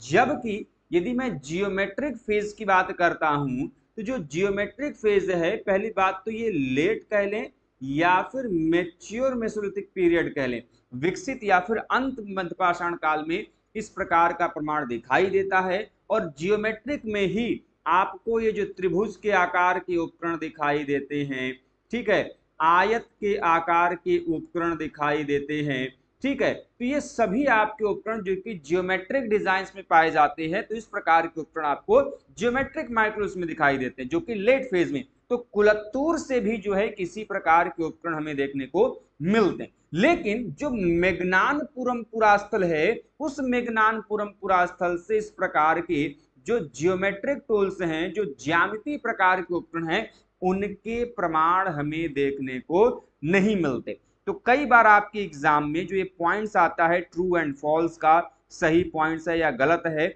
ऐसे में जो क्वेश्चंस हैं आपके एग्जाम में यहाँ से पूछ लिए जाते हैं, या फिर पूछा जाता है ना कि असर्शंस एंड रीजन वाला, कि जो ए सही है कि नहीं, आर उसकी सही व्याख्या कर रहा है कि नहीं, तो ऐसे में क्वेश्चंस आते हैं तो इनको ध्यान में रखना होगा। तो इसी आधार पर सबसे प्राचीन जो उसे जो है कि सबसे प्राचीन टेरीपुरा स्थल और यहाँ के जो लघु पाषाण उपकरणों को जो है किन स्थलों से प्राप्त उपकरणों में सबसे प्राचीन माना गया है। ठीक है, अब यदि हम बात करते हैं कि मध्य क्षेत्र के बारे में, ठीक है, मध्य क्षेत्र की यदि हम बात करते हैं तो मध्य क्षेत्र में कौन कौन से ऐसे रीजन हैं जो कि हमें दिखाई देता है।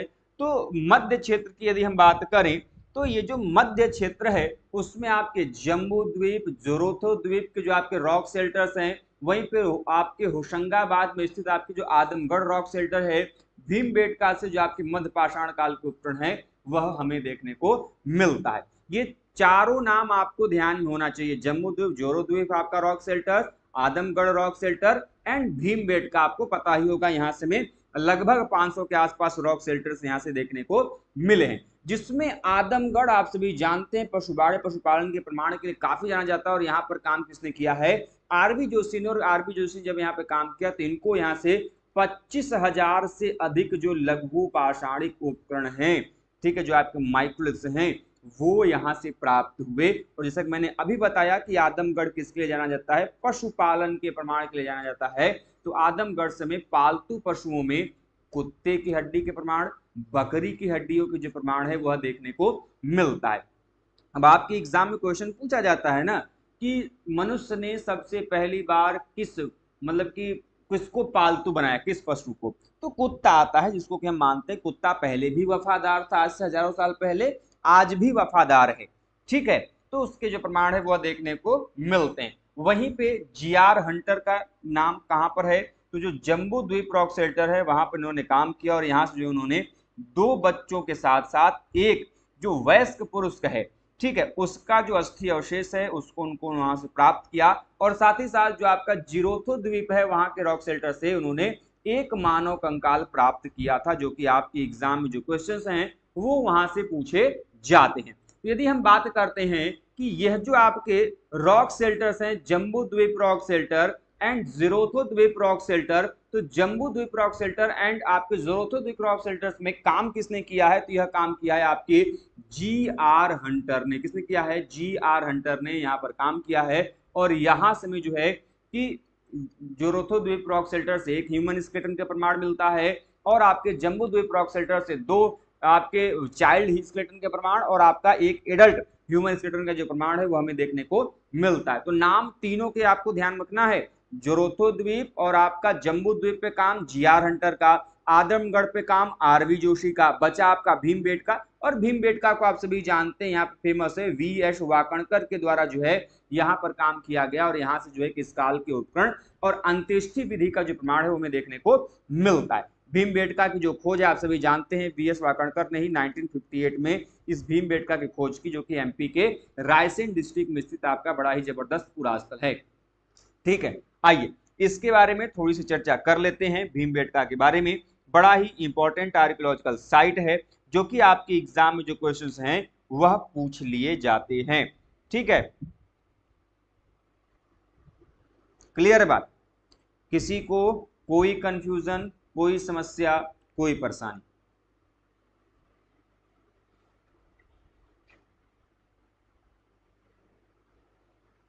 चलिए आगे बढ़ते, तो जल्दी से एक बार वीडियो को लाइक कर दीजिए। चैनल पर नए हैं दोस्तों, चैनल को सब्सक्राइब जरूर से कर दीजिएगा। देखिए दोस्तों, भीमबेटका आप सभी ने नाम सुना होगा, अपने आप में बहुत ही प्रसिद्ध पुरास्थल है। यह पुरास्थल आपके मध्य प्रदेश के रायसेन जिले में स्थित है। इस पुरास्थल की जो खोज है 1957-1958 के दौरान जो है ये वी.एस. वाकणकर, जिनका पूरा नाम विष्णुधर वाकणकर है, उनके द्वारा किया गया। और इन्हीं वाकणकर साहब को जो है कि भारत में जो पाषाण कला है, ठीक है, आपका जो आपके स्टोन रॉक आर्ट है, उसका पितामह के लिए जो है उनको कहा जाता है, फादर ऑफ आपके इंडियन रॉक आर्ट के रूप में जो है इन्हें हम जानते हैं। यदि हम बात करते हैं कि आपकी जो आपका ये भीमबेटका पुरास्थल है ये किस लिए जाना जाता है, तो ये जो भीमबेटका पुरास्थल है ये आपके लेट एस्यूलियन फेज से लेके मिडेवल पीरियड तक। अब लेट एस्यूलियन आप लोगों को मैंने पढ़ाते समय बताया था कि बेटे ये जो एस्यूलियन परंपरा है यह किस काल से संबंधित है, तो यह आपके लोअर पैलियोलिथिक पीरियड से अर्थात निम्न पूरा पाषाण काल से इसका संदर्भ माना जाता है।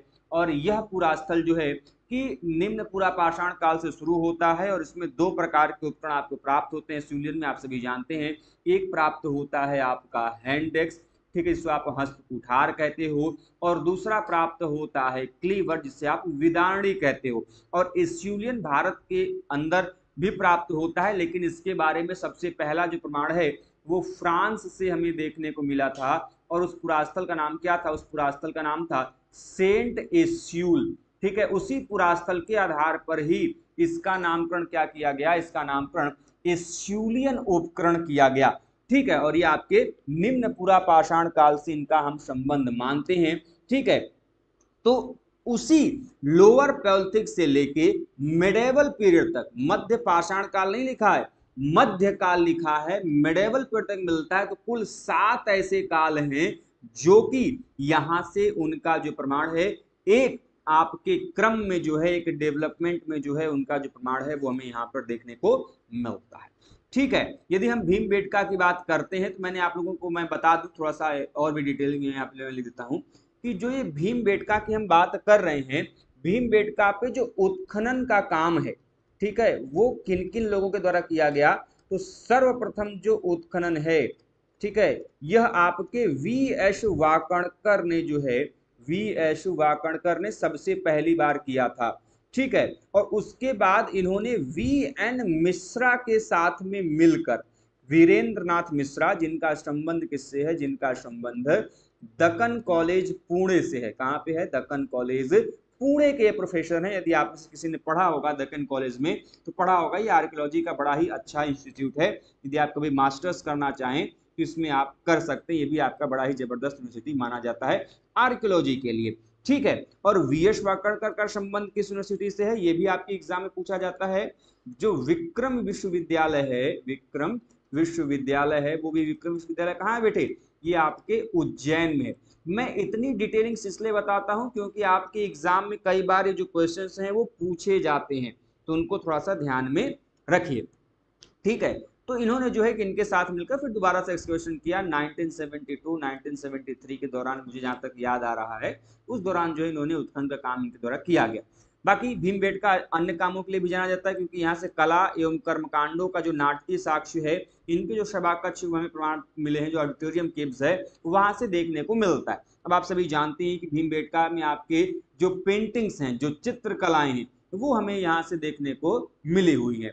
इसी सभा कक्ष की गुफा से 25 मीटर लंबी सुरंग के प्रमाण मिले हैं, जहां से 3 द्वारों वाला कक्ष हो गया, एस्यूलियन चरण के आपके पत्थर की जो दीवार हो गया, उनके भी निर्माण के जो साक्ष्य हैं, उनके भी जो प्रमाण हैं, वो हमें यहाँ पर देखने को मिलते हैं। अब जो भीमबेटका है, जैसा कि मैंने आप लोगों को बताया, अपने आप में काफी ज्यादा इंपॉर्टेंट है और यहाँ पे में प्री हिस्टोरिक फेज में, प्रागैतिहासिक काल में मानव आवास के जो साक्ष्य हैं वह देखने को मिलते हैं। यही कारण है कि जब आप, सिंपल सी बात है, मनुष्य कहीं पर निवास करेगा तो जिस स्थान पर निवास करेगा उस फर्श का निर्माण वो करेगा, और यहाँ समय प्राप्त पत्थरों के निर्मित फर्श निवास की जो स्थान है वह हमें देखने को मिलते हैं। भीमबेटका से जो आपकी जो रॉक शेल्टर्स प्राप्त है उसमें 400 प्लस ऐसे रॉक शेल्टर्स हैं जिसमें हमें जो पेंटिंग्स हैं, जो चित्रकलाएं हैं, वह हमें वहां पर देखने को मिलता है। और इन चित्रकलाओं में सबसे प्राचीनतम चित्र हम उन्हीं को मानते हैं जिनमें नीले कलर का जो प्रयोग है वह किया गया है, क्योंकि नीला कलर जो है आपके सबसे ओल्डेस्ट माना जाता है, और जिन पेंटिंग्स में नीला कलर प्रयोग हुआ है उनको हम सबसे ओल्डेस्ट पेंटिंग के रूप में मानते हैं। और ये पॉइंट आपके एग्जाम का बड़ा जबरदस्त पॉइंट है, आपके एग्जाम में आता है कि किस कलर के आपके प्रयोग जो आपकी पेंटिंग्स हैं उसको हम प्राचीनतम मानते हैं। तो जहां पे नीले रंग का प्रयोग जिस पेंटिंग में दिखाई देता है वो आपका one of the oldest painting माना जाएगा। यहाँ के चित्रों का जो निर्माण है वह उच्च पूर्व पाषाण काल में प्रारंभ हुआ, लेकिन सर्वाधिक संख्या में जो आपकी चित्रकलाएं हैं वो आपके मध्य पाषाण काल के अंतर्गत देखने को मिलती हैं। अब मैंने आप लोगों को पढ़ाते समय बताया था कि जब कला के साक्ष्य की आप बात करते हैं, कला के साक्ष्य की यदि आप बात करते हैं तो जो कला का साक्ष्य है वह दो चीजों में दिखाई देता है। एक तो चित्रकला के रूप में, जिसे आप प्रिंटिंग कहते हैं, और दूसरी मूर्ति कला हो गया या फिर अन्य कला हो गए, इसमें आपके स्कल्पचर्स या फिर अन्य फोक आर्ट्स हो गए। ठीक है, तो जो चित्रकला है, हमारे यहाँ पर जो चित्रकला है इसका मुख्यतः जो उपयोग है वह मध्य पाषाण काल के दौरान दिखाई देता है, मेसोलिथिक टाइमलाइन के दौरान दिखाई देता है। जबकि जो मूर्ति कला है हमारा, जो इसका प्रचलन है, ये अपर पैलियोलिथिक पीरियड में ही, उच्च पुरापाषाण काल में ही दिखाई देता है। लेकिन जब हम वेस्टर्न यूरोप में जाते हैं, पश्चिमी यूरोप में जाते हैं, जहां पे जो चित्रकला और मूर्तिकला दोनों प्रकार की जो चीजें हैं, इनका जो शुरुआत है वो आपके कहां पर हो जाता है, अपर पैलियोलिथिक पीरियड के अंतर्गत, जिसमें आप लोगों को मैंने पढ़ाते समय बताया था कि आपकी जो उत्तरी, सॉरी, जो आपका पश्चिमी यूरोप का रीजन है, वहां से हमें 5 ऐसे उच्च पुरापाषाण कालीन संस्कृतियां मिली, जिन्हें हम सतल परयूनियन, ऑरेगनेसियन, ग्रेवेशियन, सालुत्रियन और मैग्दलेनियन के नाम से जानते हैं। तो क्वेश्चन आपके एग्जाम में उठता है कि विश्व में सबसे पहली बार मनुष्य के द्वारा किए गए जो कला के साक्ष्य हैं वह किस संस्कृति के अंतर्गत दिखाई देते हैं।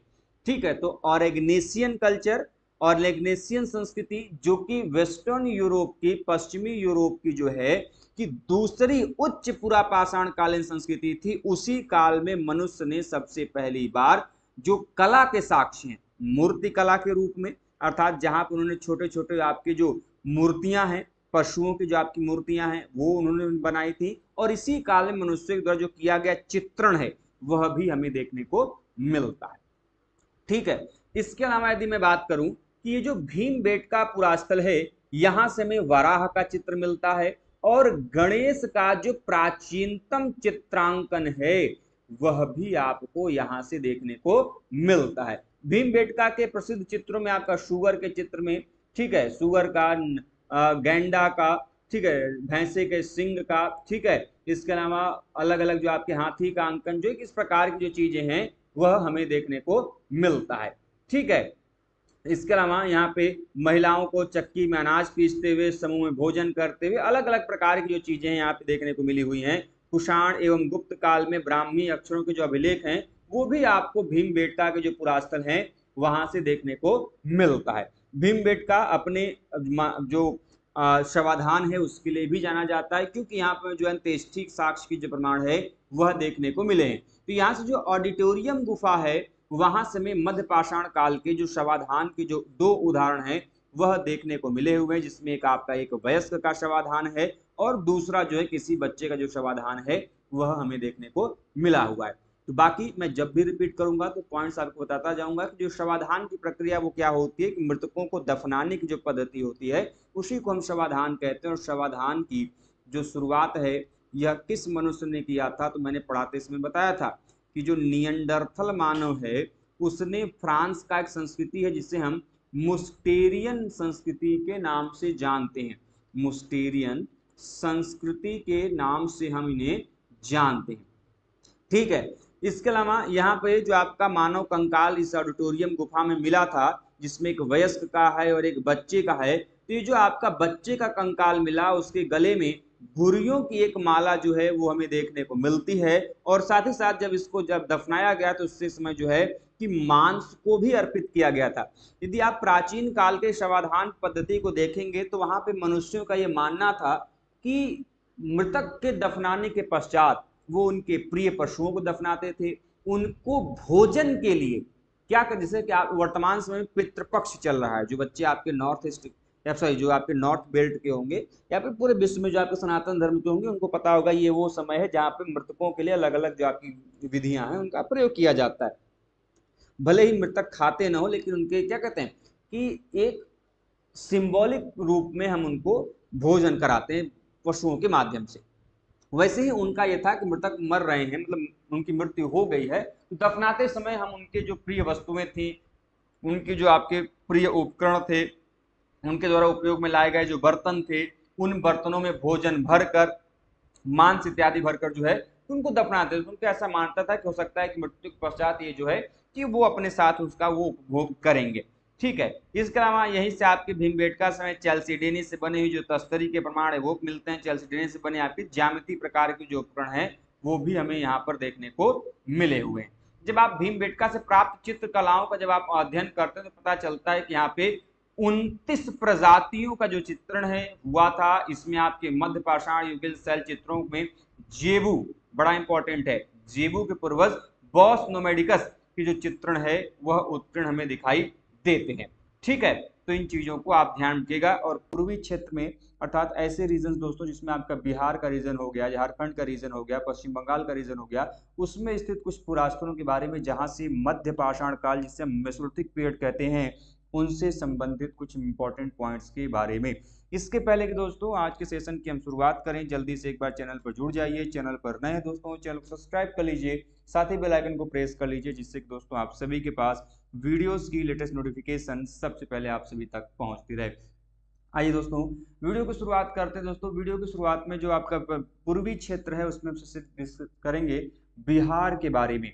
दोस्तों ये जो बिहार पुरास्थल है उसमें यदि हम बात करते हैं तो भागलपुर हो गया, राजगीर हो गया, वहीं पे दोस्तों जो आपके रांची जो दोस्तों आपका है वहां पे आपका कुछ झरिया, बुद्धडी, दौर या देउर भी कहते हैं इसको, इंद्र पहाड़ी, कमकरसोला, करकनकोल, टेपरा, ये ऐसे आर्कियोलॉजिकल साइट हैं जहां पे बिहार और उसके आसपास के एरिया में आपके मध्य पाषाण काल से संबंधित जो उपकरण है, जो आपके टूल्स हैं वो हमें दिखाई देता है। अब इसी पूर्वी क्षेत्र में पश्चिम बंगाल का एक बड़ा ही इंपॉर्टेंट आर्कियोलॉजिकल साइट है जो कि काफी ज्यादा प्रमुख आपके एग्जाम में जो क्वेश्चंस हैं उससे पूछा जाता है। यदि हम पश्चिम बंगाल की बात करते हैं तो उसमें जो सबसे इंपॉर्टेंट पुरास्थल है वो है आपका बीरभानपुर। और उस बीरभानपुर पुरास्थल की खोज एवं उत्खनन का जो कार्य है वो बृजवासी लाल अर्थात बीबी लाल ने लगभग 1954 के दौरान किया था। हालांकि इस बीरभानपुर के अलावा और भी कई सारे जो पुरास्थल हैं वहां पर हमें देखने को मिलते हैं, जैसे आपका बीरभानपुर बांकुड़ा, मधुबन, मेदिनीपुर, पुरुलिया, देजुरी, गोपालपुर, मलान दिघी, ये सभी ऐसे पुरास्थल पश्चिम बंगाल के जहां पर हमें मध्य पाषाण काल से संबंधित जो प्रमाण है, जो मेसोलिथिक के आपके जो एविडेंसेस है regarding the rules and other artefacts जो हैं वो हमें इन पुरास्थलों से देखने को मिलते हैं। यदि हम इन उपकरणों को देखें तो ये जो आपके क्षेत्र है पूर्वी क्षेत्र भारत का, जिसमें हम बिहार की बात कर रहे हैं, पश्चिम बंगाल की बात कर रहे हैं, उड़ीसा की बात कर रहे हैं, ये ऐसे पुरास्थल हैं जहां पर जो है कि जो फॉसिलाइज्ड वुड हैं अर्थात जो उपकरण है उनमें उनका जो निर्माण है वो किससे किया गया है, उनमें उनका जो निर्माण है वो अश्मीभूत जो कास्ट है अर्थात जो लकड़ी है उसका प्रयोग वहां पर किया गया। अब एक बात को समझिएगा, मैंने पढ़ाते समय बताया था कि ये जो बेटे टूल्स होते हैं वो अलग अलग माध्यमों में इनका निर्माण किया जाता है।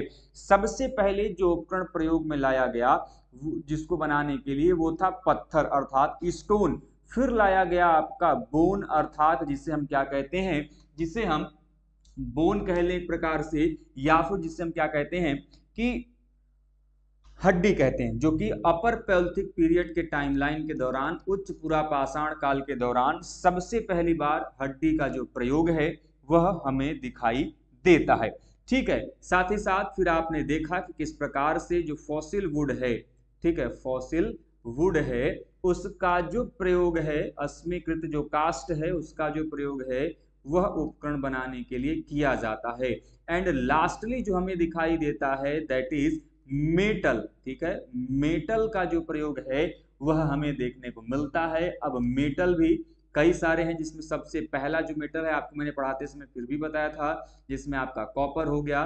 ठीक है, इसके अलावा आपका आपने देखा ही कि किस प्रकार से ब्रॉन्ज के आपको टूल्स मिलते हैं। कॉपर आपका सबसे पहली बार चालकोलिथिक पीरियड में, वहीं पे जो ब्रॉन्ज है सबसे पहली बार आपके जो bronze civilisation Indus valley civilisation period में। ठीक है, वहीं पे आयरन जो कि एक बड़ा ही इंपॉर्टेंट रोल प्ले करता है सेकेंड अर्बनाइजेशन पीरियड, जो कि द्वितीय काल में, जो द्वितीय नगरीकरण का काल है उसमें इस प्रकार के जो टूल्स हैं उनकी जो चीजें हैं वो हमें देखने को मिलती हैं। तो कहने का कुल मिला के मतलब ये है कि एक आपकी जो पूर्वी रीजन है उसमें इस प्रकार के जो उपकरणों का जो निर्माण है वो जो फॉसिलाइज्ड वुड है उसका प्रयोग करके इन प्रकार के उपकरणों का जो निर्माण है वो हमें देखने को मिलता है। तो आपने देखा अभी पश्चिम बंगाल में कुछ पुरास्थलों के नाम देखे, आपने मेदिनीपुर देखा, आपने बिरभानपुर देखा, आपने पुरुलिया देखा।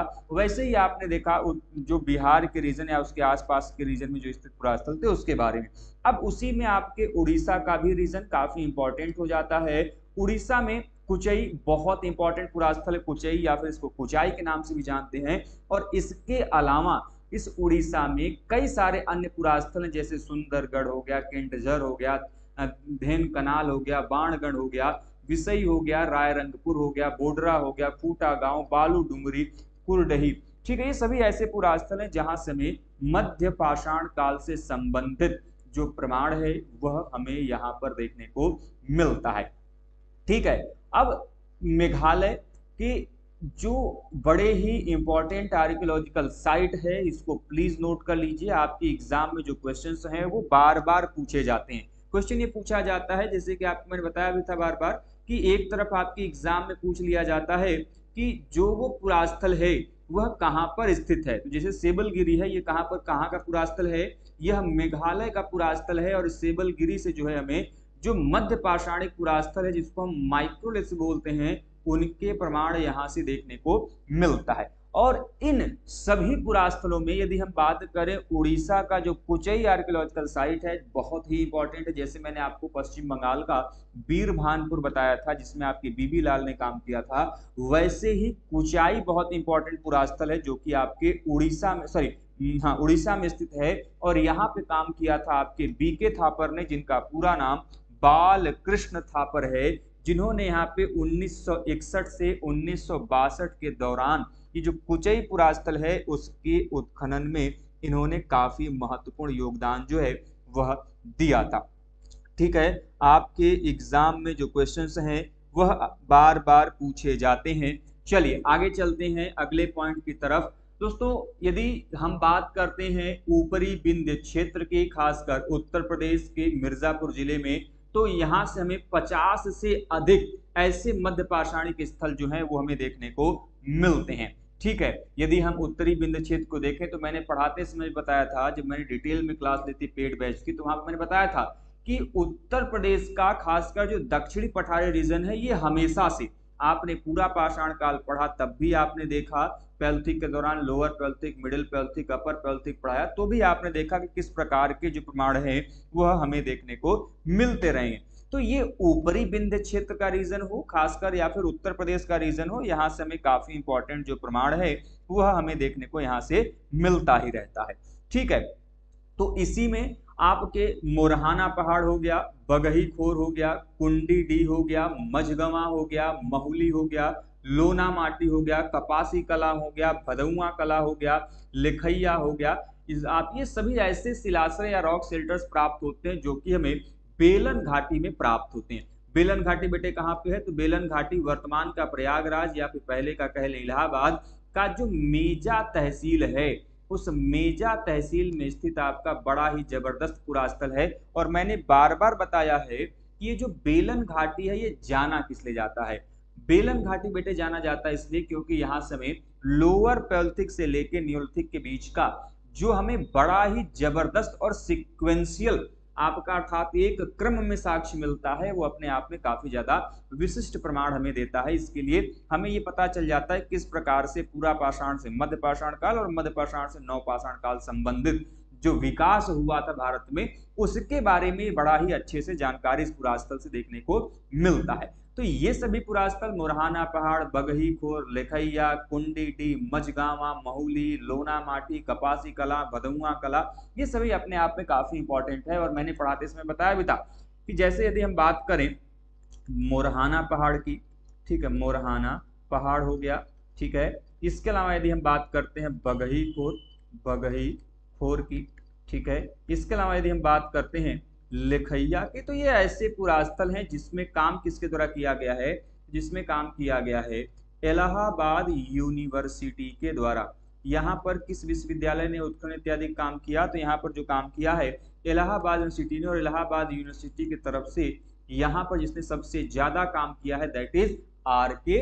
वर्मा। कुछ एक पे आपको जो है कि G.R. शर्मा का भी जो नाम है वो आपको दिखाई देगा, बस R.K. वर्मा का जो काम है यहाँ पे काफी अच्छा दिखाई देता है, जो कि G.R. शर्मा के निर्देशन में काम करते हुए आपको दिखाई देंगे, ठीक है। लिखिया जो मैंने आप लोगों को बताया इसका जो उत्खनन है G.R. शर्मा, मैंने आपको बताया कि G.R. शर्मा भी आपको यहाँ पे नाम मिलेगा।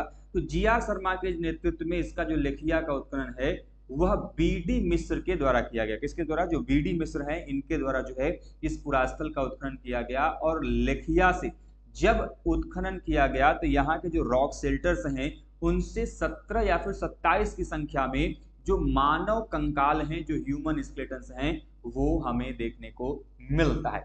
अब लिखिया न केवल आपके मध्य पाषाण काल के मानव कंकाल या फिर समाधानों के लिए जाना जाता है, बल्कि लिखिया में से 5 शिलाश्रय में से ऐसी 4 शिलाश्रय हैं जिनमें चित्रकारी अर्थात जो पेंटिंग्स हैं उनके प्रमाण यहां से हमें देखने को मिले हुए हैं। अब जैसा कि मैंने आप लोगों को बताया कि भारत में जो पेंटिंग्स हैं गुफाओं के अंदर जो चित्रकलाएं हैं, यह मुख्यतः किस काल में इनका प्रचलन दिखाई देता है? तो इनका जो प्रचलन है वह मुख्यतः आपको मेसोलिथिक के टाइमलाइन के दौरान, मध्य पाषाण काल के दौरान जो है वह देखने को मिलता है। तो इसी प्रकार के जो आपकी पेंटिंग्स हैं वो आपके लिखिया के 4 ऐसे रॉक शेल्टर्स हैं जिसमें कि चित्रकारी जो है, जो पेंटिंग्स हैं वो की गई है। यदि हम इन चित्रकारियों में बात करते हैं तो हिरण की पेंटिंग जो दो शींग है उसके भी प्रमाण मिलते हैं, ठीक है, पेंटिंग्स के अलावा। और साथ ही आपकी जो भैंसे की हड्डियों के प्रमाण है वह भी आपको देखने को मिलता है। मैंने आप लोगों को जब मध्य पाषाण काल की विशेषताएं बताया था तो मैंने बताया था कि मध्य पाषाण काल के दौरान जो है कि ह्यूमंस क्या करना स्टार्ट कर रहे हैं? पशुपालन, अर्थात पशुओं के पालने की शुरुआत कर रहे हैं। लेकिन इसका मतलब ये बिल्कुल नहीं है कि मनुष्य ने एक बार पशुपालन शुरू कर दिया तो वो शिकार करना छोड़ देगा।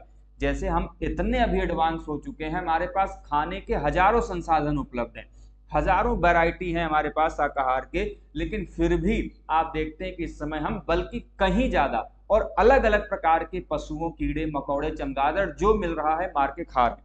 तो ये खाने की परंपरा बहुत पहले से चली आ रही। पशुपालन का अपना एक अलग क्राइटेरिया है और भोजन का अलग क्राइटेरिया है। तो जो पशुपालन है वो तो ह्यूमंस करते ही करते हैं, लेकिन जो पशुओं का शिकार है वो भी हमें यहाँ पर हर समय में, चाहे वो पूरा पाषाण हो, मध्य पाषाण हो या फिर नव पाषाण हो या बाद के कालों में आपको दिखाई देगा, जिसकी वजह से ही आपको दोनों प्रकार के पशुओं की, पालतू पशुओं की भी हड्डियां आपको मिलेंगी पुरास्थलों से, और साथ ही साथ जो शिकारी जो जंगली पशु होंगे उनकी भी हड्डियां आपको यहाँ पर दिखाई देगा, ठीक है। अब जैसा कि मैंने कहा कि ये जो 3 बड़े इंपॉर्टेंट पुरास्थल हैं, एक आपका मैंने बताया बगहीपुर, लेखैया और मोरहाना पहाड़। तो ये जो मोरहाना पहाड़ है इसकी खोज C.L. कार्लाइल ने किया था, इंपॉर्टेंट बेटे नोट कर लेना। और मोरहाना एवं बगही खोर का जो उत्खनन है यह किसके द्वारा किया गया? R.K. वर्मा के द्वारा किया गया। अभी मैंने ऊपर बताया इलाहाबाद यूनिवर्सिटी के R.K. वर्मा ने यहाँ पे उत्खनन का काम किया, जबकि मैंने लेखैया को बताया था कि बेटे ये जो लेखैया है इसका कार्य किसके द्वारा किया गया? तो जी.आर. शर्मा के निर्देशन में, मैंने बताया था किसने किया? बी.डी. मिश्र ने, बी.डी. मिश्र के द्वारा जो है कि वहां पे उत्खनन का काम किया गया था। तो मोरहाना पहाड़ और बगही खोर पे आर के वर्मा ने और लेखैया पे जो है कि आपकी बी.डी. मिश्रा ने under the directorship of G.R.. Sharma. तो लेखैया के ही निकट आपका जो बगही खोर की गुफा है, वहां से हमें मध्य पाषाण काल की जो साक्ष्य हैं वो हमें प्राप्त होते हैं, और यहाँ से अर्थात बगही खोर से हमें 2 एक्सटेंडेड बरियल्स के जो समाधान हैं वह देखने को मिलते हैं, जिसमें से एक जो बरियल है वो 21 वर्ष की एक लड़की का है। अब इंपॉर्टेंट ये हो जाता है बेटे, समाधान में आपको पता होना चाहिए कि समाधान के कई सारे प्रकार जो है मानवों के द्वारा अपनाया जाता है। समाधान क्या होता है? मृतकों को दफनाने की जो प्रक्रिया है, जो मृतकों को दफनाने की जो चीजें हैं उसको हम समाधान कहते हैं।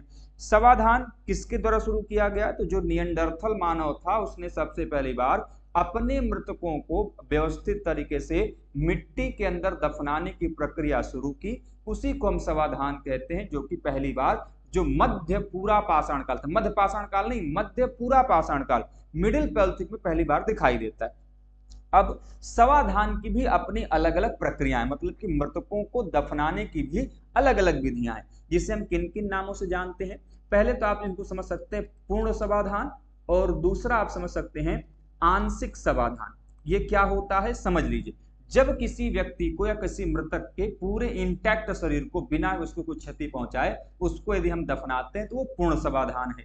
दूसरा आंशिक समाधान क्या है? यदि किसी व्यक्ति की मृत्यु हो जाती है और किसी कारणवश यदि वो किसी पशु का भोजन बन जाता है, शिकार हो जाता है, तो उसके जो बचे हुए अवशेष हैं, मान लीजिए उसका कोई शरीर का कोई टुकड़ा हो गया, हड्डी हो गया, कुछ हो गया, तो उसको आंशिक तौर पे हम दफनाते हैं। या फिर क्या करते हैं कि खुले में पहले मृतक को छोड़ दिया जाता है, पशु पक्षी उनके मांस को खा लेते हैं, जो बचा हुआ अवशेष होता है, जैसे आपका हड्डी बच गया, कुछ भी चीज बन गया, उसको फिर दफनाते थे, आंशिक समाधान हो गया। अब इसके अलावा और भी समाधान की चीजें हैं, जैसे हम एक्सटेंडेड बरियल आप जो कह रहे हैं, जिससे आप विस्तीर्ण समाधान कह रहे हैं, वो क्या होता है? इसमें जैसे आप सीधे तौर पे अपने बेड पे लेटते हैं, पीठ के बल लेटते हैं, और हाथ पैर और आपकी सीधी पोजीशन में होता है, तो इस प्रकार से यदि किसी व्यक्ति को चित लिटाकर मृतक को दफनाया जाता है तो एक्सटेंडेड बरियल अर्थात विस्तीर्ण समाधान के रूप में आता है। दूसरा जो आपका भाग है वो है आपके फ्लेक्स्ड बरियल हम कहते हैं, जिसे हम मुड़ा हुआ समाधान कहते हैं। इसमें व्यक्ति को जो पैर है उसको घुटनों से मोड़कर उसके पेट के आसपास चिपका दिया जाता है, जैसे आप छोटा सा बच्चा ना करवट के बल लेटता है, पैर मोड़ के एकदम सोता है, ठीक वैसे ही जो है कि यहाँ पर जो आपके एक्सटेंडेड बरियल है, मृतक को दफनाने की जो प्रक्रिया है वो हमें वहां पर दिखाई देती है। तो दो हो गया, एक व्यक्ति को चित लिटाकर मृतक को दफनाए जाने की प्रक्रिया, और दूसरा व्यक्ति को जो है कि उसके पैरों से मोड़कर और उसको करवट लिटाकर दफनाने की जो प्रक्रिया है, जिसे हम फ्लेक्स्ड बरियल या फिर मुड़े हुए समाधान के रूप में जानते हैं। और तीसरी प्रक्रिया है जिसे हम अर्न बरियल या फिर कलश समाधान या फिर इसे हम पॉट बरियल के रूप में जानते हैं। ये क्या है? तो यह मुख्यतः जो आपकी समाधान की पद्धति है, यह चाइल्ड के लिए जो है, अर्थात जब छोटा बच्चा या कभी किसी शिशु का मृत्यु होता था तो उसको एक घड़े में या फिर एक मृदभांड के अंदर भरकर फिर उसको पैक करके बंद करके जो है उसके साथ क्या कर देता था, दफना देता था। इसी प्रक्रिया को जो है हम क्या कहते थे, अर्न बरियल या फिर आपके कलश समाधान के रूप में जानते। अब देखिए कई बार ऐसा भी हुआ है कि छोटे बच्चों के लिए तो प्रयोग में मुख्यतः लाया ही जाता था, लेकिन जैसे मैंने अभी बताया कि किसी व्यक्ति मृतक की मृत्यु हो गई, उसको खुले में छोड़ दिया, पशु पक्षी इत्यादि ने उसको खा लिया, बचा हुआ जो पोर्शन बचा उसको, तो फिर उसको कलश में भर के दफनाते थे, तो वो भी आपके उसी अस्थि कलश समाधान के रूप में जो हम उसे जानते।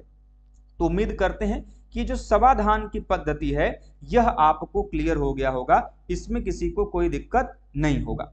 ठीक है, चलिए आगे बढ़ते हैं अगले पॉइंट की तरफ। अगला है कि इस बगही खोर से परवर्ती काल से संबंधित हमें लोहे के 2 बाण मिले। अब देखिए समझने का प्रयास कीजिएगा, ये बगही खोर किस काल का है?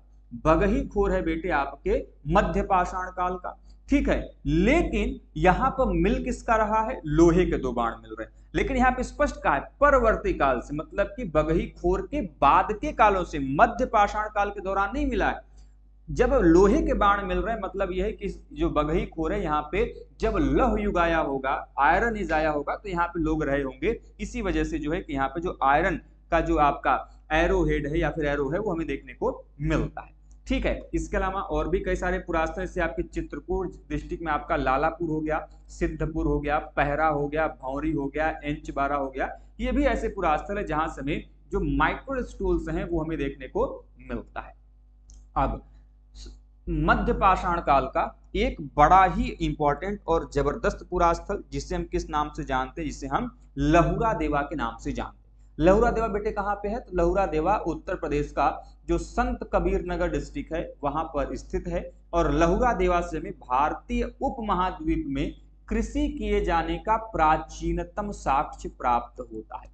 ये आपके एग्जाम का one of the most important and repeated question, बार बार आपके एग्जाम में जो क्वेश्चन है वो यहां से पूछा जाता है कि कहां से जो है कि हमें भारतीय उपमहाद्वीप में सबसे प्राचीनतम प्रमाण मिलते हैं कृषि किए जाने का, तो ये मिलता है लहुरा देवा से। यहीं से चावल का भी जो प्राचीनतम साक्ष्य है लहुरा देवा से देखने को मिलता है। अब देखिए मेहरगढ़ हम सभी ने कृषि के लिए जानते हैं, मेहरगढ़ जो कि बलूचिस्तान के प्रांत में स्थित पाकिस्तान के, और ये बोलन नदी के तट पर। कई बार बच्चे कंफ्यूज हो जाते हैं कि ये जो मेहरगढ़ है यह किस नदी के तट पे है, तो यह बोलन नदी। बेटे बेलन नदी और बोलन नदी दोनों अलग अलग है। बेलन नदी आपका उत्तर प्रदेश के इलाहाबाद, जिसको हम लोग प्रयागराज कहते हैं, उसके बेलन घाटी में है। ठीक है, जिसको हम लोग बेलन नदी के नाम जानते हैं। और ये जो बोलन नदी है जो कि मेहरगढ़ जहां पर स्थित है वो आपके बलूचिस्तान में स्थित है। ठीक है, मेहरगढ़ किस काल के बारे में जानकारी देता है? तो मेहरगढ़ जो है यहां से हमें नवपाषाण काल प्लस जो सिंधु सभ्यता है, सिंधु सभ्यता, वो भी सिंधु सभ्यता में कौन सी? प्रारंभिक काल। ठीक है, उसके बारे में किस प्रकार से नवपाषाण काल से लोगों का सिंधु घाटी सभ्यता में विकास हुआ उसके बारे में जानकारी जो है वो मेहरगढ़ से देखने को मिलती है। तो आप सभी जानते हैं कि मेहरगढ़ किसके लिए जाना जाता है? तो मेहरगढ़ जो है जौ प्लस गेहूं, ठीक है, व्हीट एंड बार्ले जो है इसकी कृषि के साक्ष्यों के लिए ये जाना जाता है। तो मेहरगढ़ से जो प्राप्त कृषि का साक्ष्य है वो लगभग 7000 ईसा पूर्व का हमें देखने को मिलता है। जबकि यदि हम लहुरा देवा की कृषि की बात करते हैं तो इसकी जो डेटिंग है वो 8000 से 9000 ईसा पूर्व इसकी जो डेटिंग है वो हमें देखने को मिलती है। इसके अलावा इसी लहुरा देवा से हमें गोलाकार फर्श के प्रमाण मिलते हैं, स्तंभ गर्तों के प्रमाण मिलते हैं, चूल्हों के साथ एक नाली का भी जो प्रमाण है वो यहाँ से देखने को मिलता है। देखिए मैंने पढ़ा था, इसमें बताया था कि जब भी किसी पुरास्थल से स्तंभ गर्त मिले, जिन्हें हम पोस्ट होल्स कहते हैं, तो जब भी किसी पुरास्थल से स्तंभ गर्त मिलते हैं इसका मतलब क्या होता है, इसका तात्पर्य क्या होता है कि यहाँ पे जो मनुष्य है वह कैसे निवास करता रहा होगा? झोपड़ी बनाकर। क्योंकि पोस्ट होल्स कब मिलेंगे? पोस्ट होल्स जो है हमें तब मिलेंगे जब यहाँ पर क्या होगा, जब यहाँ पर जो है कि मनुष्य झोपड़ी बनाने के लिए गड्ढे करेगा और उन गड्ढों में बैम्बूज इत्यादि जो है डंडे वो खड़े करेगा, तभी तो झोपड़ी उस पर टिकेगी। तो ये जो गड्ढे करता है एक्चुअली में यही जब प्राप्त होते हैं उत्खनन के दौरान, तो इनको ही हम पोस्ट होल्स के नाम से जानते हैं। इनको ही हम किस नाम से जानते हैं? स्तंभ गर्तों के नाम से इन्हें हम जानते हैं। ठीक, और इसी प्रकार का प्रमाण आपको कई सारे पुरास्थलों पे देखने को मिलता है। अगला पुरास्थल है आपका चौपानी मांडो, काफी इंपॉर्टेंट है, काफी फेमस पुरास्थल है। ये आपके बेलन वैली जो कि इलाहाबाद में स्थित है, ये पुरास्थल काफी इंपॉर्टेंट है।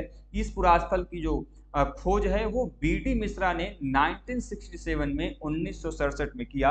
वहीं पे यदि हम इस पुरास्थल के उत्खनन की बात करते हैं तो ये पुरास्थल 1967 में जो है कि सबसे पहली बार वीडी मिश्र ने यहाँ पे उत्खनन का काम किया, और बाद में एक बड़े पैमाने पर यहाँ पे जो उत्खनन है वो GR शर्मा के निर्देशन में बीबी मिश्र के द्वारा जो है कि यहाँ पर उत्खनन का जो काम है वह किया गया था। आखिर चौपानी मांडो किस लिए जाना जाता है? चौपानी मांडो इसलिए जाना जाता है क्योंकि यह एक ऐसा पुरास्थल है जो पूरा पाषाण काल और मध्य पाषाण काल के बीच में जो एक संक्रमण की अवस्था है उसका प्रतीक माना जाता है। मतलब क्या है कि भैया जहां से पैलियोलिथिक कंप्लीट हो रहा है और जहां से मेसोलिथिक स्टार्ट हो रहा है, उनके बीच का वो फेज जहां से पैलियोलिथिक से मेसोलिथिक में ट्रांसफर हो रहे हैं, तो उस ट्रांजिशनल फेज का जो ये प्रतीक है वो हमें चौपानी मांडो से देखने को मिलता है।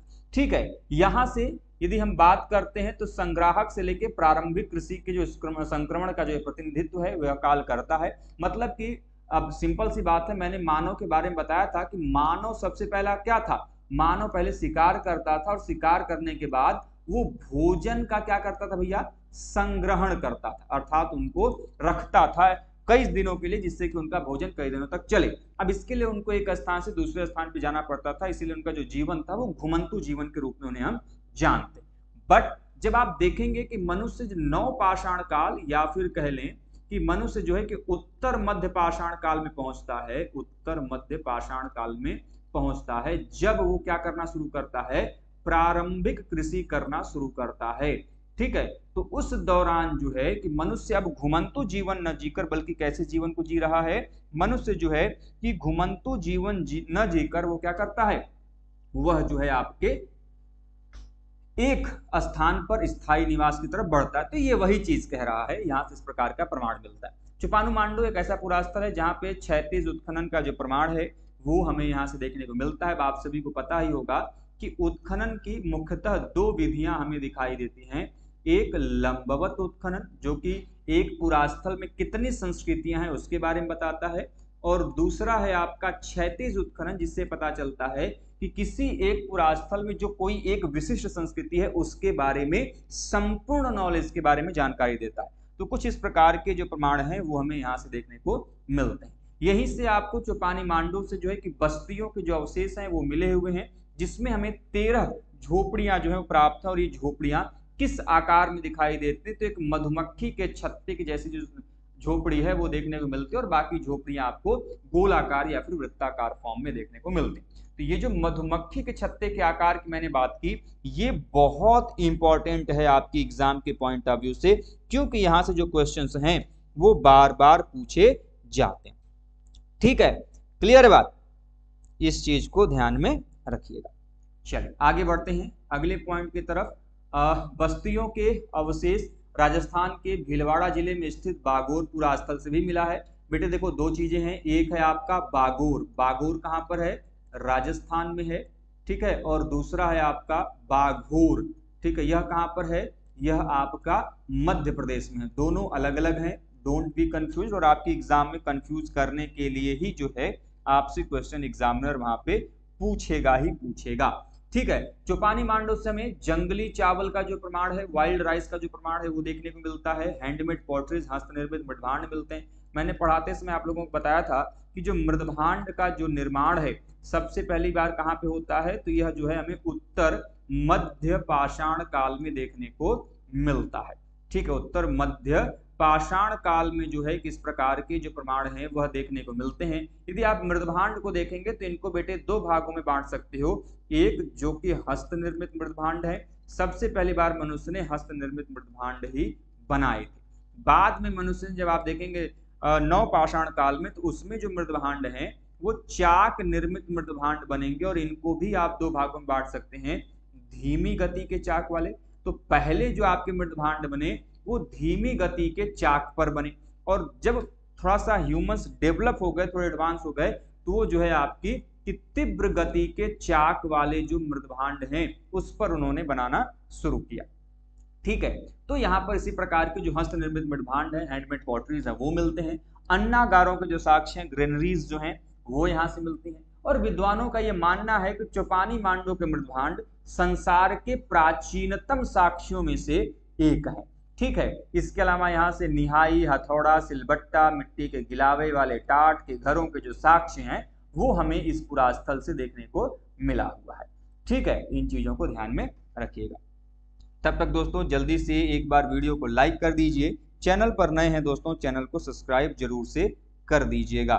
ठीक है, पॉइंट क्या है भैया कि इलाहाबाद के मध्य गंगा घाटी में स्थित प्रतापगढ़ जिले में सराय नाहर राय हो गया, महदहा हो गया, दमदमा हो गया, यह प्रमुख मध्य पाषाण कालिक स्थल हैं। वो क्या हैं, प्रमुख मध्य पाषाण कालिक स्थल हैं, जो कि अपने आप में काफी ज्यादा इंपॉर्टेंट है। और महदहा तो एक ऐसा पुरास्थल है जिसको कि बचाव उत्खनन के द्वारा, क्योंकि आप लोगों को पता होगा कि बेटे जब उत्खनन किया जाता है तो वो दो उद्देश्य से किया जाता है। पहला तो अनुसंधान के उद्देश्य से, जो कि मुख्यतः होता है यही ही होता है, सबसे ज्यादा यही यूज में लाया जाता है। और दूसरा जो है कि बचाव के उद्देश्य से। ठीक है, बचाव का उद्देश्य तब होता है कि जैसे मान लीजिए कोई एक ऐसा पुरास्थल है जो कि बहुत ही जल्दी नष्ट होने वाला है, उसके पुरास्थल के रहने की संभावना ही नहीं है, तो उस पुरास्थल से हम जितनी जल्दी से जल्दी उसके बारे में जानकारी प्राप्त कर लें, उस उद्देश्य से जब कोई उत्खनन किया जाता है तो उसे हम बचाव उत्खनन नाम देते हैं। ऐसे ही महदहा है। अब ऐसा क्या कारण था, तो मैंने बताया था कि महदहा में एक कानपुर से जो है कि नहर जा रही थी, जिसको हम लोग शारदा नहर परियोजना कहते हैं। तो उसी नहर के दौरान जो है कि 1978 में जो शारदा नहर परियोजना थी, तो जब नहर की खुदाई का काम चल रहा था, उसी दौरान जो है कि इस पुरास्थल की खोज हुई और यहाँ से मानव कंकाल खुदाई के दौरान बहुत सारे मिले। तो जिसको देखकर इन्होंने जो है कि इलाहाबाद यूनिवर्सिटी को संपर्क किया और इलाहाबाद यूनिवर्सिटी की तरफ से जो है कि यहाँ पे बचाव उत्खनन का काम किया गया। बाकी सराय नहर राय और दमदमा ये भी बड़ा इंपॉर्टेंट है। इन स्थलों से पत्थर के बने हुए जो भारी चक्की का जो प्रमाण है वो हमें मिलता है, जिससे पता चलता है कि इस समय के जो मनुष्य हैं वो स्थायी जीवन की तरफ आगे बढ़ चुके हुए थे। सराय नहर राय महदहा प्राचीनतम मध्य पाषाण कालीन युगीन स्थल हैं और यहीं से सर्वप्रथम इस काल के मानव अस्थि पंजर, सर्वप्रथम स्तंभ गर्त एवं चूल्हे और सर्वप्रथम मृतक संस्कार विधि के जो साक्ष्य हैं वह देखने को मिलते हैं। यदि हम महदहा और सराय नहर राय से प्राप्त मानव कंकालों का अध्ययन करते हैं तो उससे पता चलता है कि यहाँ के मानव कंकालों का था तो लोगों की जो लंबाई है वो अधिक थी और महदहा के पुरुषों की लंबाई 6 फीट से अधिक हुआ करती। वर्तमान समय में जो हमारी लंबाई है, जिसकी एवरेज है वो 5.5 से लेके 6 के बीच में होती है, लेकिन वहां पर जो आपकी पुरुषों की लंबाई महदहा से प्राप्त होती है वो अधिकतर जो है वो 6 फीट के ऊपर हमें देखने को मिलते हैं। ठीक है, इसके अलावा इलाहाबाद जिले में आपका जमुनीपुर हो गया, कूढ़ा, बिछिया, भीगपुर, महरूडी, ये ऐसे पुरास्थल है जहां से हमें मध्यपाषाण काल के जो उपकरण है वो हमें देखने को मिलते हैं। सराय नहर राय से जब उत्खनन किया गया तो आपके यहाँ से पुरुष एवं स्त्रियां जो उन दोनों का अध्ययन किया गया तो पता चलता है कि इनके जो इस काल के जो पुरुष हैं, सराय नहर राय पुरास्थल के जो पुरुष एवं स्त्रियां हैं, यह दोनों ही अपेक्षाकृत लंबे कद के जो है हमें देखने को मिलते हैं। तो यहाँ के पुरुषों एवं महिलाओं की लंबाई जो है वो 6 फीट की हमें ऊपर दिखाई देती है और साथ ही साथ यहाँ पे हमें गर्त चूल्हों से हाथी के हड्डियों के प्रमाण मिले। अब गर्त चूल्हे क्या होता है, जमीन को खोद कर जो है कि उसमें एक चूल्हे का रूप दिया जाता था और उसमें जो है कि उसमें क्या आगे लगाकर चीजें पकाई जाती थी, तो उसको गर्त चूल्हा कहते हैं और उसमें ही जो है कि आपके जो हाथी की हड्डियों के प्रमाण हैं वो हमें यहाँ पर देखने को मिलता है। ठीक है, यहीं से आपको 5:4 मीटर का आकार का एक फर्श मिला है और इसी फर्श को GR शर्मा ने सामुदायिक चूल्हा कहा है और ये बड़ा इंपॉर्टेंट और आपके एग्जाम में क्वेश्चन पूछा जाता है कि निम्नलिखित में से किस मध्य पाषाणिक पुरास्थल से सामुदायिक चूल्हे का जो प्रमाण है, ठीक है, वो हमें देखने को मिलता है, तो वो है आपका सराय नहर राय, जहां से इस प्रकार के सामुदायिक चूल्हे का जो प्रमाण है वह देखने को मिला हुआ है। ठीक है, इसके अलावा अन्य विद्वानों ने इसे झोपड़ी के फर्श के रूप में स्वीकार किया, जहां पर इस फर्श को उन्होंने सामुदायिक चूल्हा कहा है GR शर्मा ने, तो दूसरे विद्वान इसको सामुदायिक चूल्हा नहीं मानते, झोपड़ी का फर्श उसको कहते हैं। तो सराय नहर राय से हमें सिंगों पर बनी हुई उपकरण तो मिलते हैं लेकिन इनकी संख्या सीमित है। अब इस बात को समझिएगा, मैंने बताया था कि मध्य पाषाण काल के दौरान उपकरण जो हैं जिनको हम माइक्रोलिथ्स कहते हैं वो पत्थर पे भी बनाए जाते थे और हड्डियों के माध्यम से भी बनाए जाते थे। तो सराय नहर राय से जो श्रृंग है, पशुओं के जो सिंग हैं, उनसे बने हुए उपकरण मिलते तो जरूर हैं लेकिन उनकी जो संख्या है वो काफी ज्यादा सीमित रूप में जो है हमें देखने को मिलता है। ठीक है, जिस सराय नहर राय पुरास्थल की बात कर रहे हैं, इस पुरास्थल को जो है कि केसी ओझा के द्वारा जो है कि 1969 में 1969 में खोजा गया। यहां से हमें 14 जो मानव शवाधान है उसके प्रमाण मिलते हैं, 8 गर्त चूल्हों के प्रमाण मिलते हैं, स्तंभ गर्त झोपड़ी का प्रमाण जो है यहाँ पर देखने को मिलता है। अब जैसा कि मैंने बताया कि यहाँ से अर्थात सराय नहर राय से जिस 14 मानव शवाधानों के यहाँ प्रमाण हमें मिले हैं, यह मानव समाधियां जो इनका आवास स्थल था, मतलब जिन रीजन्स में ये रहते थे उन आवास स्थान के अंदर ही इन समाधियों को जो है कि दफनाया गया था, इनका निर्माण किया गया था। यहाँ पे एक कोने में एक साथ, सॉरी एक कब्र में, माफ कीजिएगा, एक कब्र में एक साथ 4 मानव कंकालों के दफनाए जाने का प्रमाण मिलता है। और ये बहुत इंपॉर्टेंट है, आपके एग्जाम में बार बार रिपीट करके जो क्वेश्चन है वो पूछा जाता है कि निम्नलिखित में से किस पुरास्थल से जो है कि एक साथ 4 मानव कंकालों के दफनाए जाने का जो प्रमाण है वो प्राप्त होता है। तो ये आपका पुरास्थल है जहां से इस प्रकार के जो प्रमाण है वो हमें देखने को मिलता है। सराय नाहरराय से ही मानवीय आक्रमण का प्राचीनतम जो साक्ष्य है वो भी मिलता है, क्योंकि यहाँ से प्राप्त एक मानव कंकाल की जो पीठ पर हमें तीर के चुभे हुए जाने का जो प्रमाण है वह देखने को मिलता है। ठीक है, सराय नाहरराय से ही दोनों ओर धार वाली छुरी, जो पैरेलल साइडेड ब्लेड्स का जो प्रमाण है वो मिलता है। बोन से बनी हुई जो आपकी एरो है, बाण है, वो मिलता है। दांतों का जो रोग जिसको हम लोग ऑस्टियोआर्थराइटिस कहते हैं उसके भी प्रमाण मिले हुए हैं, जो कि अपने आप में काफी ज्यादा इंपॉर्टेंट है और आपके एग्जाम में क्वेश्चन पूछा जा सकता है कि किस मध्य पाषाण कालीन पुरास्थल से ऑस्टियोआर्थराइटिस का प्रमाण मिला है, तो वो मिला है सराय नाहरराय से। ठीक है, इसके अलावा यहाँ से चक्की के समान उपकरणों के जो प्रमाण हैं वो भी हमें यहाँ से देखने को मिले हुए हैं। ठीक है, अगला पुरास्थल है आपका महदहा। महदहा जो पुरास्थल है ये 1978 में, जैसा कि मैंने ऊपर ही बताया, शारदा नहर परियोजना के अंतर्गत यह स्थल प्रकाश में आया था। और इस स्थल पर काम किसने किया था, तो इलाहाबाद यूनिवर्सिटी की तरफ से वीडी मिश्रा और जेएन पाल के द्वारा जो है यहाँ पे बचाव उत्खनन का जो काम है वह किया गया था। महदहा से हमें वधस्थल या फिर बूचड़खाना, इसको लोग स्लॉटरिंग हाउस कहते हैं, उसके प्रमाण मिलते हैं। और ये बहुत इंपॉर्टेंट है, आपके एग्जाम में क्वेश्चन पूछा जाता है। जैसे सराय नाहरराय से 4 मानव कंकाल एक ही कब्र में मिले थे, वैसे यहाँ से पूछा जाता है कि वधस्थल या फिर बूचड़खाने का प्रमाण कहाँ से मिलता है, तो महदहा से मिलता है। इसके अलावा यहाँ से 35 गर्त चूल्हों के प्रमाण, सील लोढ़े के प्रमाण, स्तंभ गर्त के प्रमाण, हड्डी से निर्मित आपका जो एरोहेड है, बाणाग्र जिसे कहते हैं उसके प्रमाण, अंगूठी के प्रमाण, सीलबट्टे के प्रमाण, भारी चक्की के प्रमाण एवं ऑस्टियोआर्थराइटिस अर्थात दंत रोग इत्यादि के जो साक्ष्य हैं वो हमें इस पुरास्थल से देखने को मिलते हैं। ठीक है, अगला पुरास्थल है आपका दमदमा।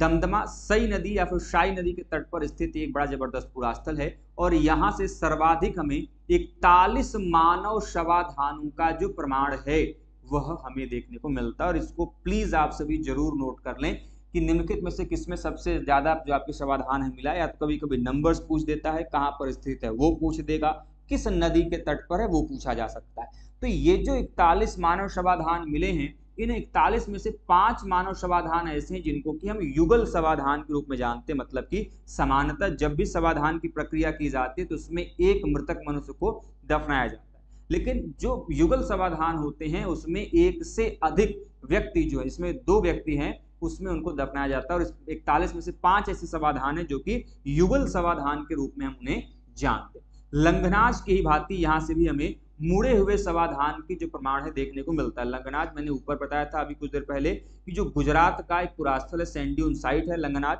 ठीक है, तो उसी की तरह यहाँ पे मुड़े हुए शवाधान मिलते हैं। अभी कुछ देर पहले मैंने शवाधान की जो प्रकार बताए थे, तो याद कीजिए मैंने एक विस्तीर्ण शवाधान बताया था और दूसरा मैंने आप लोगों को फ्लेक्स बरियल या फिर मुड़े हुए शवाधान बताया था, जिसमें मृतक व्यक्ति को उसके पैरों से मोड़कर करवट लिटाकर जो है उसको क्या कहता था, दफनाने का कार्य करता था, जिसको हम मुड़ा हुआ शवाधान या फिर फ्लेक्स्ड बरियल कहते हैं, जो कि यहाँ से देखने को मिलता है। तो दमदमा में 2 मानव कंकालों को पेट के बल भी लिटाया गया है और 2 को जो है कि पैर मोड़कर भी दफनाए जाने का जो प्रमाण है वह देखने को मिलता है। यहीं से एक कब्र में 3 मानव कंकाल, जिसको लोग त्रिमानव समाधि कहते हैं, वह देखने को मिलता है। और उसमें से एक ऐसा आपका मानव कंकाल है जिसके गले में हाथी दांत का जो लटकन है, आइवरी का जो बना हुआ पेंडेंट है, वो भी यहाँ से मिला हुआ है। जैसे सराय नाहरराय से 4 मानव कंकालों के प्रमाण बड़े इंपॉर्टेंट है, वैसे ही दमदमा से प्राप्त ये जो आपके 3 मानव कंकाल हैं ये बड़ा इंपॉर्टेंट है। आपके एग्जाम में जो हाथी दांत वाला लटकन वाला पॉइंट है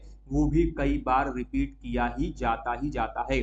ठीक है, इसको जरूर आप लोग नोट करके रखें। मैं सभी से निवेदन करूंगा, जितने भी हमारे भाई बहन देख रहे हैं, प्लीज आप एक बार वीडियो को लाइक करें। चैनल पर नए हैं दोस्तों, चैनल को सब्सक्राइब जरूर से कीजिएगा। चलिए आगे बढ़ते हैं दोस्तों अगले पॉइंट की तरफ। 2 कब्रों से युग्मित समाधियों अर्थात स्त्री पुरुष को साथ साथ दफनाने का जो साक्ष्य है ये मैदहा से मिलता है। कहां से? मैदहा पुरास्थल से मिलता है। यहां से हमें जो 13 मानव कंकाल मिले हैं वह कुंडल एवं मुद्रिकाएं माला पहने हुए हैं, जो कि सिंग एवं श्रृंग से निर्मित जो हमें देखने को मिलता है। ठीक है, महदहा से ही प्राप्त श्रृंग एवं श्रृंग के आभूषण एवं उपकरण सराय नहार की तुलना में अधिक है। मतलब कि सराय नहार में सिंग से बने हुए उपकरण कम है, जबकि महदहा में श्रृंग से बने हुए उपकरणों की जो संख्या है वो ज्यादा यहाँ पर दिखाई देती है।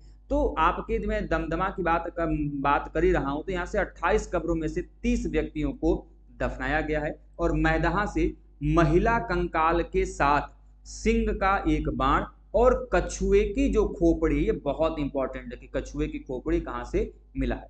ठीक है, तो यहां से कछुए की खोपड़ी का प्रमाण मिलता है। यहीं से एक वृद्ध व्यक्ति का जो कंकाल है वह हमें देखने को मिलता है। अब एक बात को समझिएगा, प्राचीन काल में जितने भी मानव कंकाल आपको मिलेंगे वो रेयरेस्ट एंड रेयर केस होगा, तभी आपके 50+ एज वाला कोई जो पुरुष है या फिर जो व्यक्ति है वो हमें देखने को मिलेगा।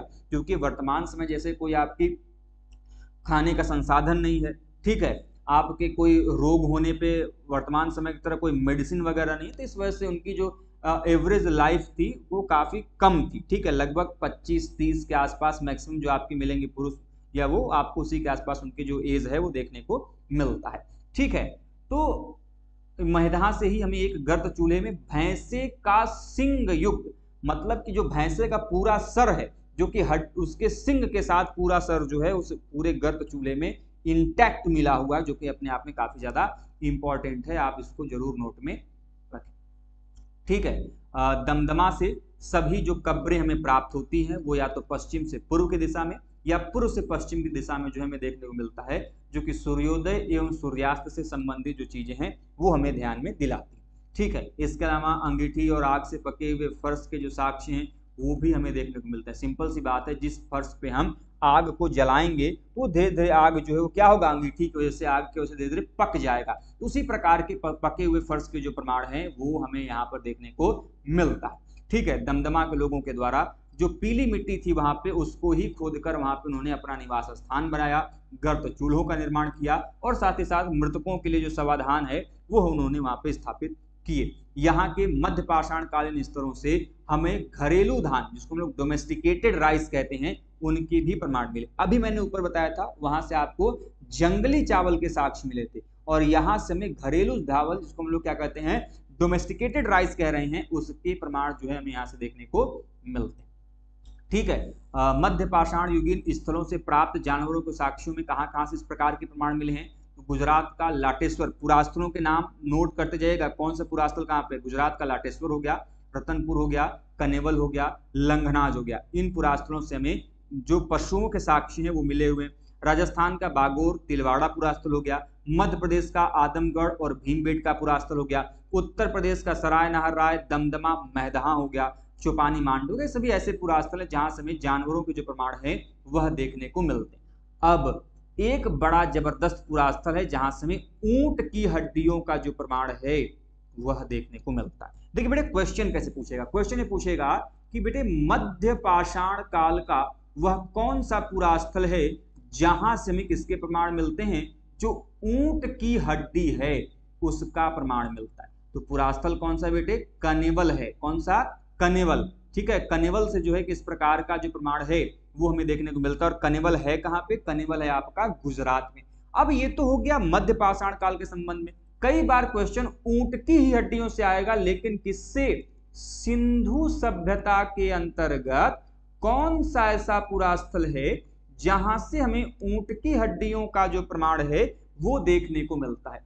तो मध्य पाषाण काल के अंतर्गत गुजरात के कनेवल से प्राप्त हो रहा है, और दूसरा सिंधु घाटी सभ्यता में जो राजस्थान के हनुमानगढ़ जिले में स्थित है, हनुमानगढ़ जिले में स्थित, जिसका नाम क्या है भैया, कालीबंगा, उस कालीबंगा पुरास्थल से क्या मिलता है, ऊंट की हड्डियों का जो प्रमाण है वह देखने को मिलता है। ठीक है, तो ये रहा दोस्तों आपके मध्य पाषाण काल से संबंधित कुछ विस्तृत जानकारी, कुछ इंपॉर्टेंट इंफॉर्मेशन जो कि मैंने आप लोगों को देने का प्रयास किया। अब दोस्तों हम सभी नेक्स्ट क्लास में जो नव पाषाण काल है उसको हम आपसे डिस्कशन करेंगे।